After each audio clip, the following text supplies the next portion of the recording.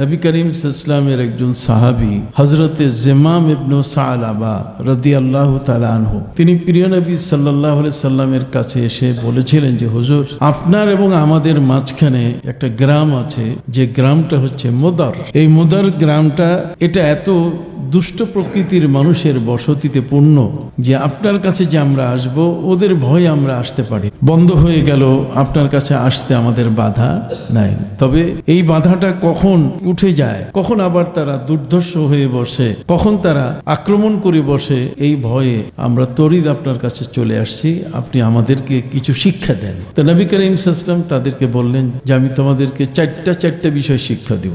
আমারাহুম বিআরবাইন ওয়া নাহাহুম আন আরবাইন। চারটি বিষয় নবী করিম সাল্লাল্লাহু আলাইহি ওয়াসাল্লাম তাদেরকে শিক্ষা দিলেন এবং নিষেধাজ্ঞাও বলে দিলেন যে চারটি বিষয়ে তোমাদের সতর্ক থাকতে হবে, এটা তোমাদের এই নিষেধের কাজগুলো করা যাবে না। সেটা নবী করিম সাল্লাল্লাহু আলাইহি ওয়াসাল্লাম বললেন যে তোমরা নামাজ পড়বে, তোমরা রোজা রাখবে, তোমরা যাকাত দিবে, তোমরা আল্লাহর ঘরের হজ করবে। আমারাহুম বিআরবাইন, চারটি বিষয় তিনি তাদেরকে নির্দেশ দিলেন। ওয়া নাহাহুম আন আরবাইন, এবং প্রিয় নবী সাল্লাল্লাহু আলাইহি ওয়াসাল্লাম তাদেরকে নিষেধ করলেন চারটা জিনিস, তার মধ্যে যে তোমরা হান্তুম, দুব্বা, মুকাইয়ার এগুলো থেকে তোমরা দূরে থাকবে। হান্তুম, দুব্বা, মুকাইয়ার এগুলো হচ্ছে সেই সময়কালের মদ বানানোর এক এক ধরনের, এগুলো এক একটা প্রসেসিং এর জন্য পদ্ধতি। তারা লাউ বা কদু, এই কদুর পুরাতন হয়ে গেলে পরে এর ভিতরের পচা জিনিসগুলো বের করে দিয়ে এটাকে তারা শুকায়। আমাদের দেশে ও আমাদের মা বোনরা অনেক সময়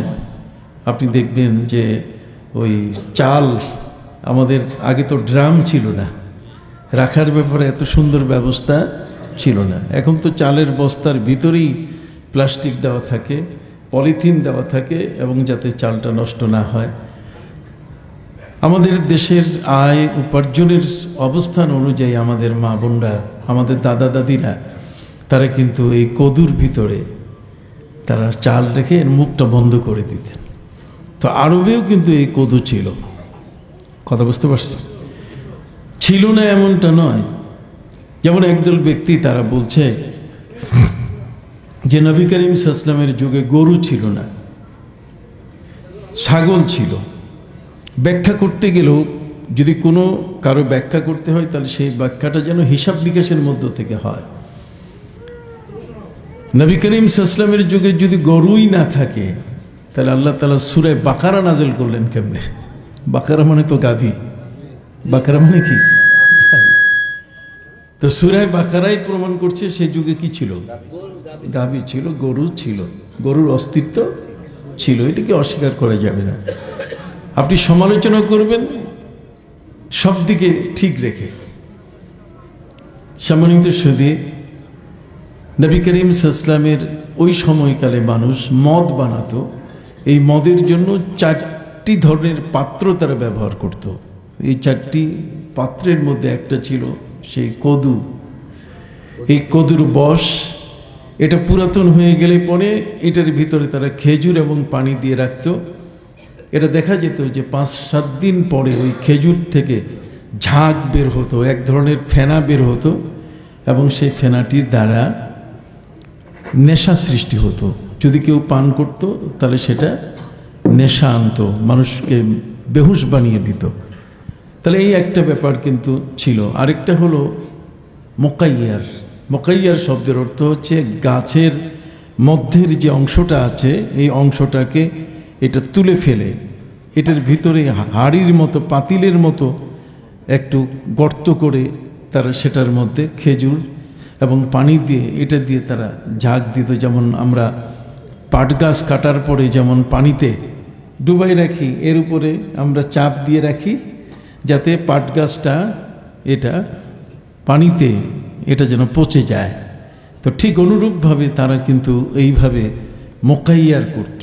মোকাইয়ার শব্দের অর্থ হচ্ছে আমাদের মা বোনরা আগের সময়ে যে ধান বানত, এই ধান বানার জন্য যে কাঠের পাত্রটা তারা ব্যবহার করতেন, অথবা ঢেকি, এই ঢেকিতে যে কাঠের যে অংশটা চতুর্দিকে গোলাকার বৃত্তের উঁচু হয়ে থাকতো এবং মাঝখানে সেখানে ধান দিলে চাল তৈরি হতো, কি বলেন? তো এই ধরনের পাত্র তারা, তাদের কাছে তো আধুনিক প্লাস্টিক বা বর্তমান সময়কালের যে পাত্রগুলো সেগুলো ছিল না, যে কারণে তারা গাছের মধ্য থেকে অতটুকু অংশ গর্ত করে তারা সেটাতে খেজুর এবং পানি দিয়ে এটাতে ঝাঁক দিত। তার মানে এটা চেপে রাখতো এবং কোনোটা 7 দিনের মেয়াদে, কোনোটা 10 দিনের মেয়াদে সেখান থেকে নেশা, এক ধরনের গন্ধ বের হতো, যে গন্ধটা মানুষের মধ্যে নেশা সৃষ্টি করে। মানুষ এটা পান করলে পরে বিড়ি সিগারেট যেমন একটা নেশা তৈরি করে, এটার মধ্যে এই ধরনের একটা মদের নেশা চলে আসে। সম্মানিত সুধী, ঠিক অনুরূপভাবে এই 4টি ধরনের পাত্র নবী করিম সাল্লাল্লাহু আলাইহি ওয়াসাল্লাম বলছেন, আমি তোমাদের নির্দেশ দিলাম যেই পাত্রগুলো দিয়ে মদ তৈরি হয় এই পাত্রগুলোকে ভেঙে ফেলবে। আমি তোমাদেরকে বর্তমান সময়কালের ব্যবহৃত এই পাত্রগুলো মানুষ এগুলো ব্যবহার করছে এবং এর দ্বারা মদ তৈরি করছে, আমি তোমাদেরকে নির্দেশ দিলাম তোমরা সেটা কি করবে? ভেঙে ফেলবে। তাহলে 4টি আদেশ আর 4টি কি নিষেধ। এই আদেশ এবং নিষেধের বিষয়টা নবী করিম সাল্লাল্লাহু আলাইহি ওয়াসাল্লাম হযরত জিমাম ইবনে সালাবা রাদিয়াল্লাহু তাআলা আনহু সহ তার সঙ্গীদেরকে তিনি শোনালেন। হযরত জিমাম ইবনে সালাবা রাদিয়াল্লাহু তাআলা আনহু তিনি নবী করিম সাল্লাল্লাহু আলাইহি ওয়াসাল্লামের পাশে, আপনারা জানেন ইবাদত শেখার জন্য উস্তাদ দরকার। ইবাদত শিখতে গেলে কি দরকার? উস্তাদ। হযরত মুআজ ইবনে জাবাল রাদিয়াল্লাহু তাআলা আনহু যিনি করোনা রোগে ইন্তেকাল করেছিলেন, মারা গেছিলেন, হযরত মুআজ ইবনে জাবাল যিনি ইয়েমেনের গভর্নর ছিলেন, উনি কিন্তু করোনা রোগে, এই যে আমরা যে করোনার ভয়াবহতা থেকে মুক্তি পেলাম, যে করোনা রোগটি আমাদের দেশ সহ বিশ্বকে কঠিনভাবে শায়েস্তা করে গেল, তো হযরত মুআজ ইবনে জাবাল রাদিয়াল্লাহু তাআলা আনহু তিনি খুব আল্লাহর উপরে এত বেশি ভরসাকারী ছিলেন যে করোনা আসছে তাতে কি হয়েছে, আমার হায়াত যতটুকু আমি ততদিন কি বাঁচব। কথা বুঝতে পারছেন? প্রিয় নবী সাল্লাল্লাহু আলাইহি ওয়াসাল্লাম তিনি বলেছিলেন যখন কোনো জায়গায় করোনা হবে, তাউন, কথা বুঝতে পারছেন, ইজা কানা তাউন ফিল বালাদ, যখন কোনো শহরের মধ্যে এই ধরনের করোনা দেখা যাবে, নবী করিম সাল্লাল্লাহু আলাইহি ওয়াসাল্লাম বলছেন ফালা তাখরুজু মিনহা, তোমরা ওই করোনার এলাকা থেকে কোথাও যাবে না। কথা বুঝতে পারো? ওই যে কুনতুম ফি গায়রি তাউন, তোমরা যদি সেই করোনা এলাকার বাইরে থাকো, ফালা তাদখুলুহা, তাহলে ওই করোনার এলাকাটাতে তোমরা প্রবেশ করবে না। এই জন্যে হযরতে ওমর ফারুক রাদিয়াল্লাহু তাআলা আনহু তিনি একটা বড় দল নিয়ে সিরিয়া অভিযানে আসছিলেন। তো সিরিয়া অভিযানে আসার সময় তিনি জানতে পারলেন যে সিরিয়াতে করোনা চলছে। তো করোনা চলার কারণে তিনি মাঝপথে থেমে গেলেন।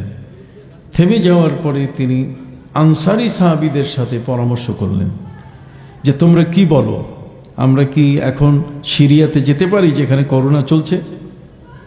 তখন তারা বলছে যে দেখুন, আমরা সেখানে গেলে কোনো অসুবিধা হওয়ার কথা না, আমাদের হায়াত যতটুকু ততটুকুই তো বেঁচে থাকবো, বারবার কোনো সুযোগ নেই, অতএব চলেন।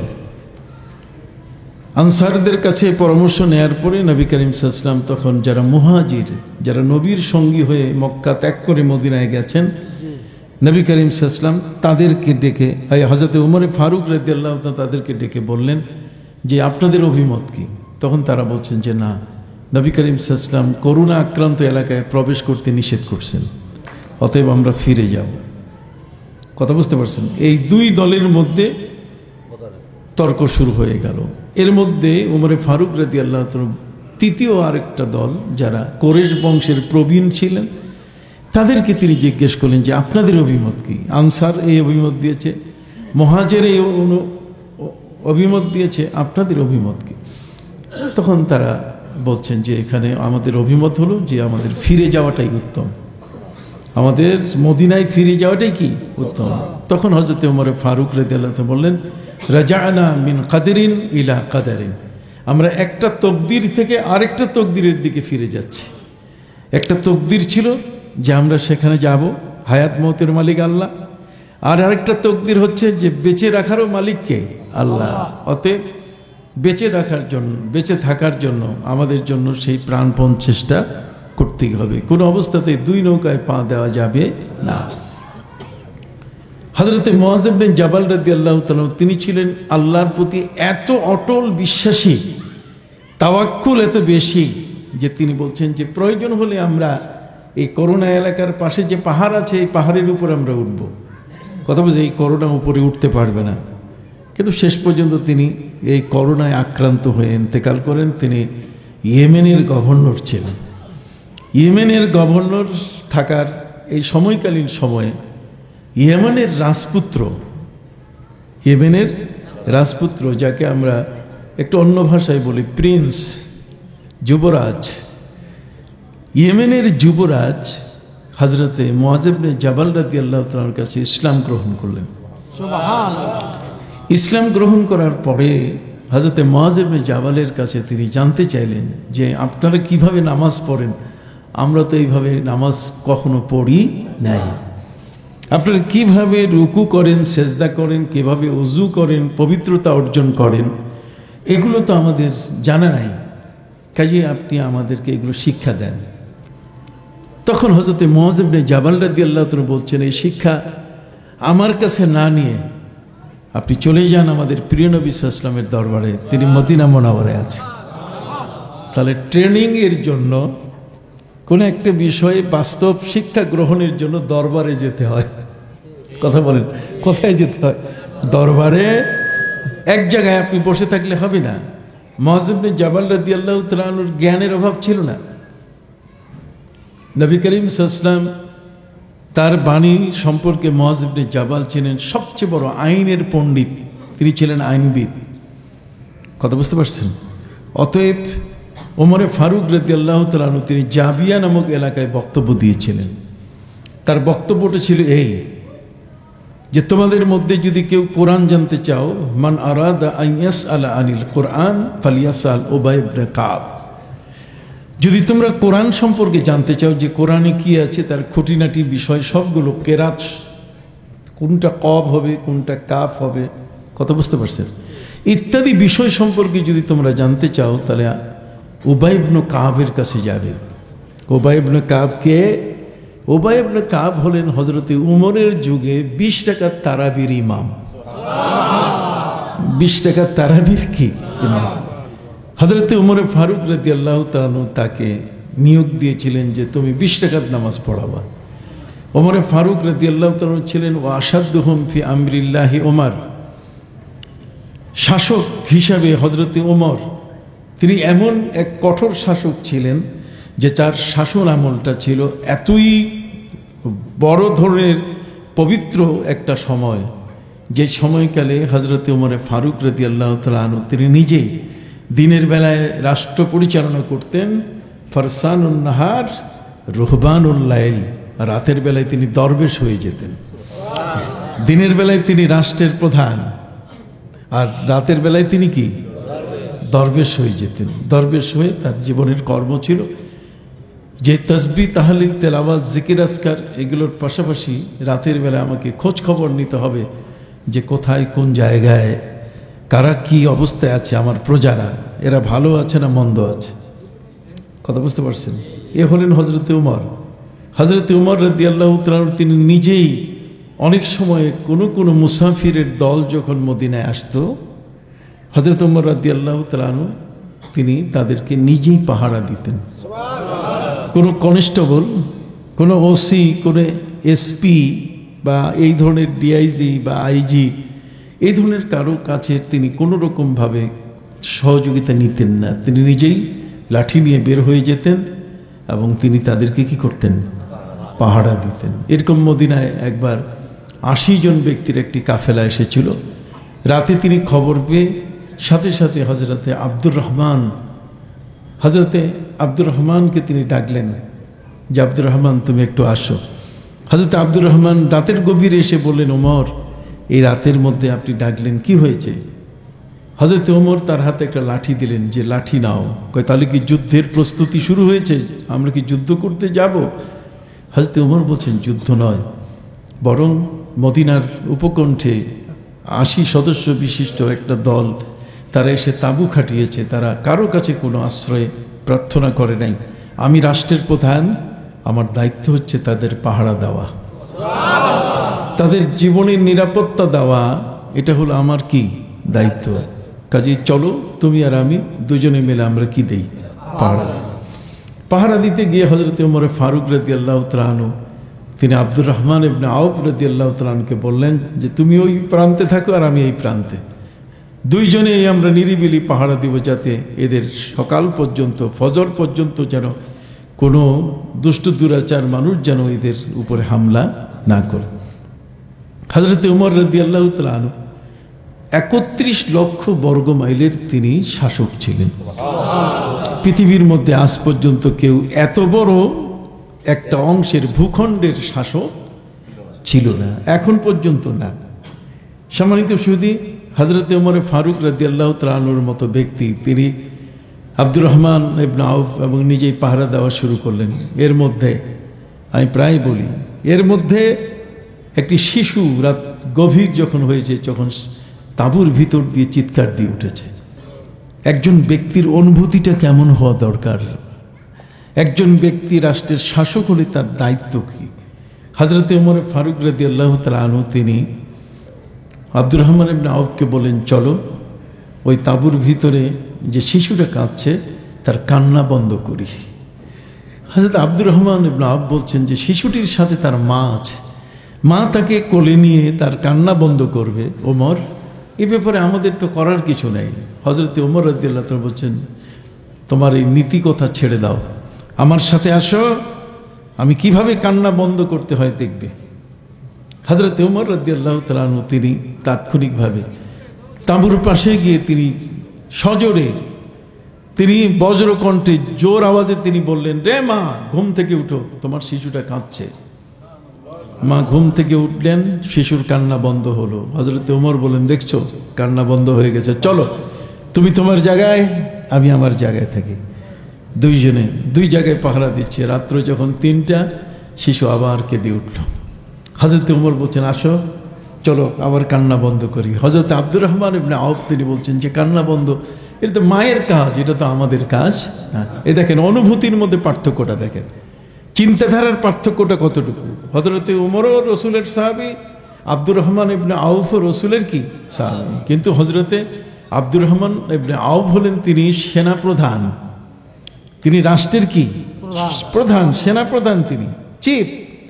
আর হযরত ওমর হলেন তিনি নির্বাহী প্রধান, অর্থাৎ রাষ্ট্রপ্রধান হিসাবে হযরত ওমর ফারুক রাদিয়াল্লাহু তাকে বললেন। কিন্তু আব্দুর রহমান ইবনে আউফ বলছে এটা আমাদের দায়িত্ব না। হযরত ওমর বলছেন নীতিকথা আবারও ছেড়ে দাও। হযরত ওমর সজোরে মাকে অনুরোধ করলেন, মা তোমার বাচ্চা কাঁদতেছে, জেগে উঠো। মা জেগে উঠলেন, কান্না বন্ধ হয়ে গেল। দুইজনে আবার জায়গা মতো পাহারা শুরু হয়ে গেল। রাত্র ভোর যখন 4টা তখন শিশু আবার কেঁদে উঠল। হযরত ওমর ডাক দিলেন, আব্দুর রহমান তুমি আসো, চলো শিশুর কান্না বন্ধ করি। আব্দুর রহমান বলেন, হুজুর এই কাজের দায়িত্ব নিয়ে কি আপনি আসছেন পৃথিবীতে? বাচ্চার কান্না বন্ধ করার দায়িত্ব কি আপনার? হযরত ওমর বলছেন যে এখন বাচ্চার কান্না বন্ধ করতে গিয়ে মাকে যে অনুরোধ করছি সে অনুরোধ করবো না, এখন তাকে শাসন করব। মায়ের কাছে তাঁবুর পাশে গিয়ে হযরত ওমর রাদিয়াল্লাহু তাআলা আনহু তিনি বলা শুরু করলেন, রে মা, তোমার এই বাচ্চা গর্ভে নেওয়া ঠিক হয় নাই, তুমি বাচ্চার লালন করার যোগ্যতা তোমার মধ্যে নাই, শিশুর প্রতি তোমার লক্ষ্য নাই। একটা বাচ্চা কেঁদে উঠে অথচ তুমি চুপ করে আছো, ঘুমাচ্ছ। হযরত ওমর এত জোরে তাকে শাসন শুরু করলেন। তাঁবুর ভিতরে থাকা মা বলছে, তুমি কে? থামো, আমি তোমাকে দেখে নেব। হযরত ওমর বলছেন, আমাকে দেখার কোনো প্রয়োজন নাই। কেন? তুমি আমাকে ৩বার আমার ঘুম নষ্ট করছো। মা বলছে, তুমি আমাকে ৩বার আমার কি ঘুম নষ্ট করছো, অতএব আমি বের হই। হযরত ওমর বলছেন, মা তুমি খবরদার তাঁবু থেকে বের হবে না। হযরত ওমর বললেন, আমি এখনই চলে যাব। নিজের পরিচয় গোপন করে ওমর ফারুক রাদিয়াল্লাহু তাআলা আনহু তিনি মাকে জিজ্ঞেস করলেন, মা বলো তো দেখি তোমার এই শিশুটা 3বার কেঁদে উঠলো কেন? মা বলে উঠলেন যে আমার দেশের রাষ্ট্রপ্রধান হলেন ওমর। ওমর একটা আইন করছেন, সে আইনটা হলো যদি কোনো বাচ্চা মায়ের বুকের দুধ ছাড়ে পান করা বন্ধ করে, মায়ের বুকের দুধ এখন সে পাচ্ছে না, খাচ্ছে না, তাহলে সেখানে ওই মা যদি রিপোর্ট করে যে আমার বাচ্চা সে দুধ খাচ্ছে না, তখন তাকে রাষ্ট্রের পক্ষ থেকে খাবারের ব্যবস্থা করা হয়। নারীদেরকে সেই ব্যবস্থা হজরতে ওমর সুযোগ করে দিয়েছেন। কাজে আমরা এই বাচ্চার দুধ ছাড়াবার জন্য যখনই ছাড়িয়ে দেই তখনই সে কান্দে। এই প্র্যাকটিস করতেছি যাতে বাচ্চা দুধ ছাড়ে। হজরত ওমরে ফারুক রাদিয়াল্লাহু তাআলা জিহ্বায় কামড় দিলেন। হায়, একটা শিশু, সেই শিশু মায়ের বুকের দুধ পান করার কি অধিকার রাখে? তিনি মাকে জিজ্ঞেস করলেন, মা বলো তো তোমার শিশুর বয়স কত? মা বলে উঠলেন, আমার শিশুর বয়স 6 মাস। হজরত ওমর জিহ্বায় কামড় দিয়ে আব্দুর রহমান ইবনে আওফকে বললেন, শোনো, 6 মাসের শিশু মায়ের বুকের দুধ বন্ধ করা মায়ের জন্য বৈধ নয়। পবিত্র কোরআন মজিদে আল্লাহ পাক রব্বুল আলামিন বলেছেন, কত চমৎকার করে তিনি গোটা পৃথিবীর মানুষকে তিনি বলে দিয়েছেন, ওয়ালিদাতু ইউরদি'না আওলাদাহুন্না হাওলাইনি কামিলাইন। একটি শিশু মায়ের বুকে 2 বছর পর্যন্ত দুধ পান করার অধিকার রাখে। ইমাম আবু হানিফা রাহমাতুল্লাহি আলাইহি বলেছেন, ওয়া হামলুহু ওয়া ফিসালুহু 30 শাহরা। একটা মায়ের বুকে একটি শিশু 30 মাস পর্যন্ত দুধ পান করতে পারে, তার মানে 2.5 বছর। যদি বাচ্চা লিন এন্ড থিন, খুব চিকন হয়ে জন্ম নেয়, দুর্বল হয়ে যদি জন্ম নেয়, কিন্তু সাধারণভাবে একটি শিশু মায়ের বুকের দুধ পান করবে কয় বছর? আর এই মহিলা তাঁবুর ভিতরে তার বাচ্চাকে দুধ ছাড়াচ্ছে রাষ্ট্রের সুবিধা নেওয়ার জন্য 6 মাসের বয়সী শিশুটিকে।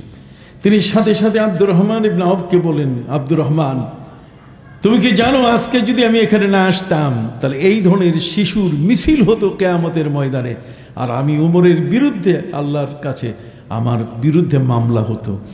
যে শিশুরা আল্লাহর কাছে অভিযোগ করত যে ওমরের আইনের কারণে মায়েরা আমাদেরকে দুধ থেকে বঞ্চিত করেছে। অতএব আব্দুর রহমান, শোনো, কিয়ামতের ময়দানে যদি শিশুরা আমার বিরুদ্ধে মিছিল করে আল্লাহর কাছে মামলা নিয়ে যায়, তখন ওই মামলাটি হবে নন বেলেবল, মানে এটা জামিন হবে না, জামিন হবে না। এই জন্য এই শিশুটির কান্না এটা আমাকে ব্যথিত করেছে। আমি ওমরের কানে যখন আসছে তখন আমার দায়িত্ব হলো সেই শিশুটির কান্নার কারণটা কি সেটা উদ্ঘাটন করা। সুবহানাল্লাহ। এই হলো ইসলামের অনুভূতি। একটি মুসলমান তার অনুভূতিতে এমন একটা জিনিস থাকা কি দরকার।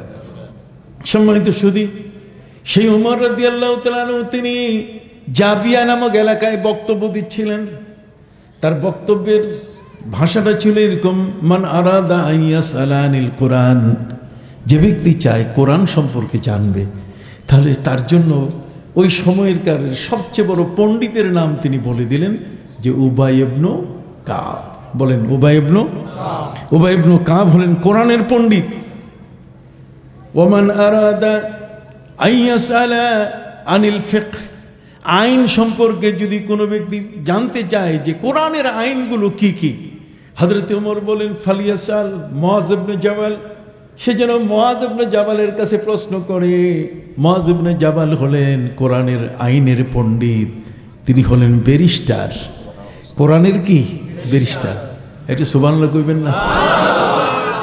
হযরত ওমর ফারুক রাদিয়াল্লাহু তাআলা বললেন, ওয়ামান আরাদা আইয়াসআলা আনিল ফারায়েস, যদি কোনো ব্যক্তি সম্পদ বন্টন করবে কিভাবে, বাবা অথবা মা, পরিবারের কেউ মারা গেছেন, মৃত ব্যক্তির উত্তরাধিকারী যারা, পরিত্যাজ্য সম্পত্তি কিভাবে বন্টন হবে, ছেড়ে যাওয়া রেখে যাওয়া সম্পত্তিটা ওয়ারিসদের কাছে কিভাবে বন্টন হবে, যদি কেউ এই বিষয় সম্পর্কে জানতে চায়, তাহলে এই বন্টন নীতি, যোগ বিয়োগ, এই যে গুণ ইত্যাদি ভাগ, যা কিছু অঙ্ক আছে, এই সবগুলোর পণ্ডিত হলেন হযরতে যায়েদ ইবনে সাবিত রাদিয়াল্লাহু তাআলা আনহু। তাহলে ভাগ বাটোয়ারার ক্ষেত্রে পণ্ডিত হলেন যায়েদ ইবনে সাবিত, কথা বুঝতে পারছেন? আর ওই সমাজের মধ্যে ওই সময়কালের মধ্যে যারা কোরআন সম্পর্কে জানতে চায় তার পণ্ডিত হলেন কে? উবাই ইবনে কাব। আর আইন সম্পর্কে যদি কেউ জানতে চায় সবচেয়ে বড় পণ্ডিত তিনি হলেন মুআয ইবনে জাবাল। তিনি বললেন মান আরাদা আইয়াসআলা আনিল মাল, যদি কেউ রাষ্ট্রের সম্পদ সম্পর্কে জানতে চায় তাহলে ফালিয়াস আলনি, সেজন্য আমাকে প্রশ্ন করে, যেহেতু আমি রাষ্ট্রের দায়িত্বে আছি, কাজে রাষ্ট্রের সম্পদ কোথায় কোনটা আছে এটা আমার জানা আছে। সুবহানাল্লাহ বলেন। সেই উমর রাদিয়াল্লাহু তাআলা যাকে সাপোর্ট করলেন মুআয ইবনে জাবাল, যিনি করোনায় ইন্তেকাল করেছেন, সেই মুআয ইবনে জাবাল রাদিয়াল্লাহু তাআলার হাতে ইসলাম গ্রহণ করলেন ইয়েমেনের প্রিন্স যুবরাজ। যুবরাজ তার হাতে ইসলাম গ্রহণ করার পর তিনি বলেন যে হুজুর, আমরা তো রুকু চিনি না, আমরা তো সেজদা কেমনে করে এটা বুঝি না, এই সেজদা এখনো কিন্তু আমরা বুঝি না। আমরা রাইট নাও টিল নাও, বর্তমান সময়কাল পর্যন্ত আমরা অনেকে সেজদা করতে গিয়ে নাক উপরে উঠে নাক মাটিতে লাগে না, অথচ সেজদা করতে গেলে নাক আর কপাল দুইটাই মাটির উপরে থাকতে হবে। কতক্ষণ না আমরা সেজদা করতে গিয়ে এমন ভাবে সেজদা করি, হাতগুলো কিভাবে থাকবে, আঙ্গুলগুলো কিভাবে থাকবে, আমরা এখনো অনেকেই জানি না। আপনি বলবেন যে হুজুর কেমন কথা কর, আসেন না কেমন কথা কই। হযরতে ইমামে আজম ইমাম আবু হানিফা রাহমাতুল্লাহি আলাইহির বাড়ির পাশে একজন পীর সাহেব, তিনি পীরালি করতেন।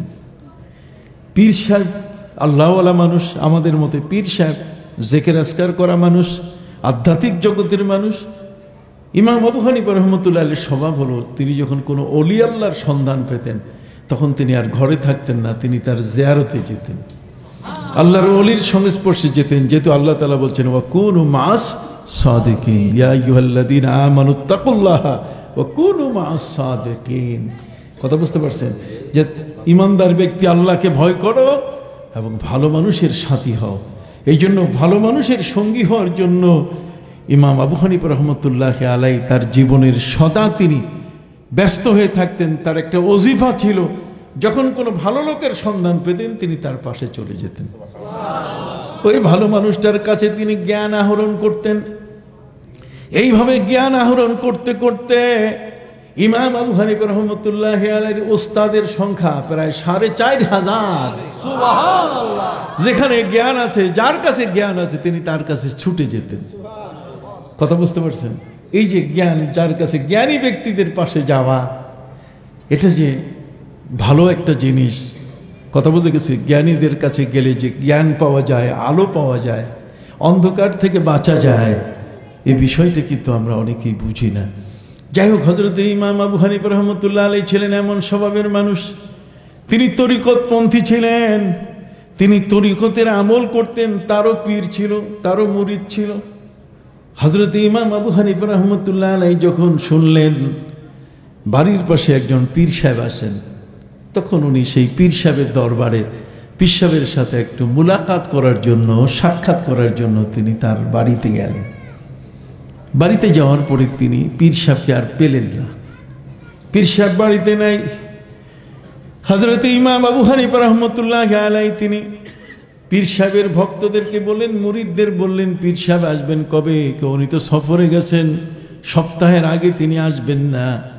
ইমাম আবু হানিফা রাহমাতুল্লাহি আলাইহি বললেন, ঠিক আছে, তাহলে পীর সাহেবের সাথে যখন সাক্ষাৎ হলো না, পীর সাহেবের বাড়িতে এসছি, অতএব উনি কোন জায়গায় নামাজ পড়তেন, নামাজের জায়গাটা আমার একটু দেখায় দাও। ইমাম আবু হানিফা পীর সাহেব যিনি, তার নামাজের জায়গাটা তিনি দেখার ইচ্ছা করলেন। সম্মানিত সুধী, নামাজ জায়গা, আমরা এখন বর্তমান টাইলসের উপরে নামাজ পড়ি, কি বলেন ঠিক না? আজ আমরা জায়নামাজের উপরে নামাজ পড়ি, যে কারণে এর উপরে কোনো দাগ পড়ে না।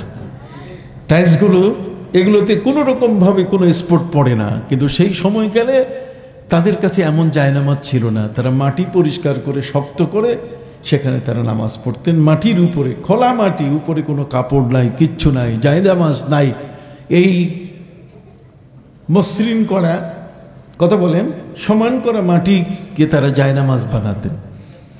হযরত ইমাম আবু হানিফা রাহমাতুল্লাহি আলাইহি তিনি যখন পীর সাহেবের সেজদা, রুকু করা, নামাজ পড়ার জায়গাটা তিনি দেখলেন, দেখার সাথে সাথে তিনি বললেন যে উনি পীর হতে পারে না, আমি ওনার বাড়িতে আর আসবো না। নামাজের জায়গাটা দেখে, যে মাটির উপরে তিনি রুকু সেজদা করেছেন, সেই জায়গাটা দেখে ইমাম আজম আবু হানিফা রাহমাতুল্লাহ বলতেন যে আমি কি এই বাড়িতে আর আসবো না। উনি হচ্ছেন ফিরাসতের একজন মানুষ। ফিরাসত মানে আল্লাহ তাআলার কিছু বান্দা এমন আছে যারা আল্লাহর পক্ষ থেকে রসুলের প্রেম ভালোবাসা দিয়ে যখন এগুলোকে রপ্ত করা শুরু করেন, তখন আর এই দুই চোখের পাওয়ার নিয়ে তারা চলেন না, তখন তাদের অন্তর্চক্ষুটাই তাদেরকে এগিয়ে দেয়, অন্তর্চক্ষুটাই তাদেরকে এগিয়ে দেয়। আর অন্তর্চক্ষুটা, এটার পরিধি কিন্তু পৃথিবীর এই প্রান্ত থেকে ওই প্রান্ত। চোখের বাহ্যিক দৃষ্টি হলো 8 মাইল, আর অন্তরের দৃষ্টি হলো, হযরতে উমরে ফারুকের দৃষ্টি চলে গেছে 900 কিলোমিটার, 500 মাইল পর্যন্ত। অতএব ভাইরা আমার, অন্তর্চক্ষু এটা খোলা যদি না থাকে, তাহলে মানুষ কোনোদিন কোনো বাস্তবতাটাকে সে বুঝবে না। এই জন্য ইমাম আবু হানিফা রাহমাতুল্লাহ আলাইহিকে যখন কোনো নদীর পাশে উজু করতে বসানো হতো, একটা বয়স যখন হয়ে গেছিল, তখন হযরতে ইমাম আবু হানিফা রাহমাতুল্লাহ আলাইহিকে একটা নদীর পানি নিয়ে যাওয়া হলো। তিনি উজু করবেন নদীর পানি দিয়ে। নদীর পানি দিয়ে উজু করতে গিয়ে যেখানে বসানো হলো, তিনি তার সাথীদেরকে বললেন, হাব্বিল মাকাদাতি মিন হিনা, তোমরা আমার জায়গাটা পরিবর্তন করে দাও, আমি এখানে উজু করব না, আমি উজু আরেক জায়গায় করব। সাথীরা বললেন, হুজুর এটা তো নদীর পানি, আপনি এখানে উজু করেন।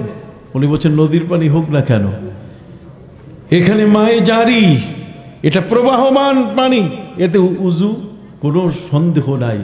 কিন্তু যেখানে তোমরা আমাকে বসাইছো, যেই ঘাটে, আমার আগেও কিছু লোক উজু করে গেছে, আর উজু করার কারণে ওদের দেহের, ওদের নাক, চোখ, মুখের যে গুণাগুলো পানির উপরে ভাসতেছে, আমি দেখতেছি, আমি এখানে উজু করব না, আমাকে অন্য জায়গায় নিয়ে যাও। এই চক্ষুটা তো সবার হয় না। আপনারা কি আমার কথাগুলো বুঝতেছেন? সম্মানিত সুধী, সেই ইমাম আজম ইমাম আবু হানিফা রাহমাতুল্লাহ আলাইহি তিনি বললেন, এই পীর সাহেবের বাড়ি আমি আসবো না। এই পীর সাহেব, তিনি পীর সাহেব নন। এখন তো কত ফেসবুকে সমালোচনা, তারপর লোক বলে না ঠিক ঠিক ঠিক, কথা বল নাই, সমালোচনার পাহাড়। বড় বড় আলেম কোন কোন ক্ষেত্রে বলছেন এইটা শুদ্ধ হয় নাই, ঠিক হয় নাই, ইমান নাই, ইমান নষ্ট হয়ে গেছে, আমল নষ্ট হয়ে গেছে। একদল বলছে যে না না না, কিছু হয় নাই, কিছু হয় নাই, অন্ধের একদল। সম্মানিত সুধী, ইমাম আবু হানিফা রাহমাতুল্লাহ আলাইহি বলছেন, এই পীরের বাড়ি আর আমি আসবো। উনি পীর না। সুধী মণ্ডলী, ইমাম আবু হানিফা রাহমাতুল্লাহ আলাইহিকে জিজ্ঞেস করা হলো, হুজুর উনি পীর না কেন? কয় পীর যিনি, তিনি হবেন এমন ব্যক্তি, মুর্শেদ হবেন এমন ব্যক্তি, নবীজির কোনো আমল তার কাছে ছাড়া পড়বে না, ইসলামের প্রতিটি আমল তার কাছে বিদ্যমান থাকবে। বুঝতে পারছেন কথা? সেই ইসলামের আমল ওনার মধ্যে নাই। উনি বলেন, হুজুর আপনার চোখ কোন দিকে গেছে? আপনি শুধু জায়নামাজটা দেখেই আপনি রেজাল্ট দিয়ে দিলেন। আছে না অনেক ডাক্তার, রোগী দেখলেই বলে যে তার ক্যান্সার হয়ে গেছে, তার হাত ধরাও লাগে না, আর তার রক্ত ব্লাড টেস্টও করা লাগে না। আছে কি না? ইমাম আবু হানিফা রাহমাতুল্লাহ আলাইহি ঠিক এরকম ডাক্তার ছিলেন। তিনি এমন এক বড় মনীষী তিনি ছিলেন যে উনি দেখেই বলতেছেন যে এর জায়নামাজ প্রমাণ করতেছে যে সে একজন পীর হতে পারে না। কারণ হচ্ছে এই যে নবী করিম সাল্লাল্লাহু আলাইহি ওয়াসাল্লামের কোন সুন্নতকে কেউ যদি আমল না করে, দেখেন আমরা তো ফরজকে 12টা বাজাই দিচ্ছি, সুন্নতের তো খবরই নাই। আর ইমাম আবু হানিফা রাহমাতুল্লাহ বলছেন, নবীজির কোন সুন্নত যদি বাদ কেউ দেয়, তাহলে কোনোদিন সে পীর হতে পারে না। এই জন্যই সারসিনা দারুস সুন্নাহ, কন্যা সারসিনা কি দারুস সুন্নাহ, সুন্নতের যে মার্কাজ, এই সুন্নতের মার্কাজটা এই কারণে যে এখানে সুন্নতের কোনো আমল যেন বাদ না যায়। এখানে যারাই আসবে তারাই যেন ওলি হয়ে যায়। এখানে যারা যাবে তারা যেন অলি হয়ে আসে। কথা বুঝতে পারছেন? এখানে ওখানে উদ্দেশ্য শুধু আপনাকে তালিম দেওয়া নয়, একটা হচ্ছে তালিম দিয়ে ছেড়ে দেওয়া, শিখাই দিলাম চলে গেল, না না না। ওই দরবারটা হচ্ছে এমন একটা দরবার যে যেখানে যেই দরবারে যিনি বসে আছেন সেই সিংহ আপনাকে সিংহ বানিয়ে ছেড়ে দিবে। কথা বুঝেন নাই? তার মধ্যে যে আধ্যাত্মিকতার শক্তি আছে সে আধ্যাত্মিকতার শক্তিটা আপনার কাছে ট্রান্সফার করে দিবে। কথা বুঝতে পারছেন? এই জন্য ভাইরা আমার, কবি বলেছেন সালেহাতু সঙ্গে বুদি দিল খারাস, সালেহাতু সঙ্গে বুদি দিল খারাস, কে জমানা দরাউলিয়া খাকে বাস। তুমি যদি প্রচন্ড কঠিন মনের একজন মানুষ হও, তোমার মনের মধ্যে কোনোদিন কান্না তৈরি হয় না, তোমার অন্তরে কোনোদিন আল্লাহর ভয় সৃষ্টি হয় না, তোমার অন্তরটা জগদ্দল পাথরের মতো শক্ত হয়ে গেছে। আও অসাধ্য, কথা বোঝেন নাই? আও অসাধ্য কাসওয়া, আরো বেশি পরিমাণ শক্ত হয়ে গেছে। কথা বুঝতে পারছেন? পাথরের চেয়েও তোমার অন্তরটা কি শক্ত হয়ে গেছে। পাথরের চেয়ে তোমার অন্তর শক্ত হয়ে গেলে তুমি তখন কারো কথা মানতে চাইবে না। অতএব তোমার মনটাকে শক্ত করতে গেলে তোমাকে মাটি হয়ে যেতে হবে একজন অলির সামনে। সালেহাতু সঙ্গে বুদি দিল খারাস, কে জামানা দরাউলিয়া খাকে বাস। তুমি একটি সময় আল্লাহর অলির দরবারে মাটির মতো হয়ে থাকো। কথা বলছে, মাটির উপরে মানুষ হাঁটে, দৌড়ায়, লাফালাফি করে, মাটি কিছু বলে না। তুমি ঠিক এরকম একটা নীরব নির্জীবের মতো তুমি হয়ে যাও। সুবহানাল্লাহ বলেন। তখন তুমি দেখতে পাবে যে তো ওই অলির তাওয়াজ্জুদে, তার দৃষ্টিতে তোমার মধ্যে নতুন ভাবে এক ধরনের আল্লাহর চেনার মতো একটা জ্ঞান তুমি খুঁজে পাবে। হযরতে ইমাম আযম আবু হানিফা রাহমাতুল্লাহি আলাইহি শুধুমাত্র তিনি কোরআন এবং হাদিসের পণ্ডিত ছিলেন না, আধ্যাত্মিক জগতের, তাকওয়ার জগতের তিনি ছিলেন মহাপণ্ডিত। তিনি জায়নামাজ দেখেই বের করে দিচ্ছেন, জায়নামাজ দেখেই তিনি বুঝে দিচ্ছেন যে ইনি পীর হতে পারেন না। যেমন শামাদ্দুম রূপস রহমতুল্লাহি আলাইহি, যিনি ওই রাজশাহীর দরগা ঘাটে শুয়ে আছেন, শামাদ্দুম রূপস হযরতে বড়পীর আব্দুল কাদের জিলানী রহমতুল্লাহ আলাইহির নাতি, দৌহিত্র। দুইজন বাংলাদেশে আসছেন বড়পীর আব্দুল কাদের জিলানীর ইশারায়। তার মধ্যে একজন রাজশাহীর দরগা ঘাটে পদ্মা নদীর পাশে, আরেকজন শুয়ে আছেন নোয়াখালীতে হযরতে শামিরান রহমতুল্লাহি আলাইহি। শামাদ্দুম রূপস তিনি চোখে পর্দা করে চলতেন। চোখের উপরে মহিলাদের যেমন নেকাব, চোখ ঢেকে চলেন আমাদের মা বোনরা, হযরতে শামাদ্দুম রূপস, রু মানে মুখমণ্ডল আর পোষ মানে ঢাকা। রূপস মানে মুখমণ্ডল কি ঢাকা। শামাদ্দুম রূপস রহমতুল্লাহি আলাইহি তিনি মুখ ঢেকে চলতেন। ওনাকে জিজ্ঞেস করা হয়েছে, হুজুর এই পর্দাটা করেন কেন, আপনি চোখ ঢেকে চলেন কেন? উনি বলছেন, দেখো আমি এই পর্দাটা উঠিয়ে যখন চলি তখন মানুষের দিকে তাকালে ওই মানুষটার মধ্যে যত ধরনের অপরাধ আছে, সে কোন পর্যায়ের মানুষ, তার জীবনের অবস্থানটা কোথায়, সে কত নিম্নমানের, সে গরু মার্কা না এটা ভেড়া মার্কা না এটা কুকুর মার্কা, তার পুরো চিত্রটা আমার সামনে ফুটে উঠে। কি ভাই, আল্লাহর ওলিরা এরকম আছে কিনা? দেখলেই তিনি বলে দিতে পারেন যে তোমার মধ্যে এই বিষয়টা, এটা কেন? এটা হাদিস দ্বারা এসছে। আমাদের প্রিয় নবী সাল্লাল্লাহু আলাইহি ওয়াসাল্লামের কাছে সাহাবায়ে ইকরাম বলছেন জেহাদের ফজিলত অনেক বেশি। এই জন্য নবীজি বলছেন যে এর ফজিলত এত বেশি যে সুম্মা উক্তালু সুম্মা উহিয়া, সুম্মা উক্তালু সুম্মা উহিয়া, যে আমি যেন শহীদ হয়ে যাই, আবার জীবিত হব, আবার শহীদ হব। যেহেতু ওয়ালা তাকুলু লিমান ইউকতালু ফি সাবিলিল্লাহি আমওয়াত, যারা আল্লাহর রাস্তায় জীবন দিয়েছে তাদেরকে তোমরা মারা গেছে বলো না, বালা হিয়া, তারা কি জীবিত। কথা বুঝেন নাই? এই জন্য সাহাবায়ে কিরাম তারা জানেন যে শহীদের মর্যাদা কত বড়। কথা বুঝতে পারছেন? শাহাদাতের মর্যাদা সম্পর্কে সাহাবায়ে কিরামের জ্ঞানের কোনো অভাব ছিল না। এই সাহাবীদের জীবনের মধ্যে সবচেয়ে বড় যে বিষয়টা ছিল সেটা হলো যে তাদের ভিতরে আল্লাহর পরিচয় মারিফাতের যে বিষয়টা, সেটা কিন্তু সবচেয়ে বড় করে তারা কি দিতেন? প্রাধান্য দিতেন। তারা জানেন যে পৃথিবীর মধ্যে কিছু চক্ষু এমন আছে, কিছু কর্ম এমন আছে যে কর্মে মানুষগুলো আল্লাহর জান্নাতে পাখি হয়ে ঘুরবে, আর কিছু কর্ম এমন আছে যে মানুষটির চোখের দৃষ্টিতে যখনই চোখ দিয়ে তিনি কার দিকে তাকাবেন, আর যদি চোখে চোখে চোখ পড়ে, কারো দেহের উপরে যদি তার দৃষ্টি পড়ে, তাহলে সাথে সাথে সেই লোকটা হেদায়েত প্রাপ্ত হয়ে যাবে। এই জন্য হযরত ইমাম আযম আবু হানিফা রাহমাতুল্লাহি আলাইহি তার চক্ষু দুটো ছিল এমনই পরিষ্কার। হযরত শাহ মাকদুম রূপস রহমতুল্লাহি আলাইহির মতো তিনি ব্যক্তি বলতেন যে দেখো, আমি কিন্তু দেখেই বলে দিতে পারি যে মানুষটা কোন মার্কা, এই মানুষটার চাহিদা কি, তাকে কোন ডোজ দিলে এটা থুজা দিলে হবে, না এটা কোন ডোজ দিতে হবে, হোমিওপ্যাথিক হবে না এলোপ্যাথিক হবে, এটা যেমন ডাক্তাররা বুঝেন, কথা বুঝেন নাই, ঠিক অনুরূপভাবে আমার প্রিয় নবী সাল্লাল্লাহু আলাইহি ওয়াসাল্লামের দরবারে সাহাবায়ে কেরাম বলতেন, হুজুর জিহাদ করব, জিহাদে নামটা লেখান, শহীদ হয়ে গেলে আমরা শহীদ হব, নাহলে গাজী হব, বিশাল মর্যাদার অধিকারী। নবী করিম সাল্লাল্লাহু আলাইহি ওয়াসাল্লাম তাকে বলতেন, বিররুল ওয়ালিদাইন, যাও মা বাবার খেদমত করো। জিহাদের ময়দানে তোমার যাওয়ার দরকার, চলে যাও কোথায়? মা বাবার খেদমতে। তার মানে নবীজি দেখেই বুঝতে পারতেন যে লোকটা মা বাবার খেদমত করে না। সুবহানাল্লাহ বলেন। নবী করিম সাল্লাল্লাহু আলাইহি ওয়াসাল্লামের আয়নার মধ্যে সেটা ধরা পড়তো। এই জন্য আল্লাহর ওলিদেরও একটা কিন্তু কি আছে? আয়না আছে। ওই আয়নাতেই দেখতে পান যে আসলে কে সে।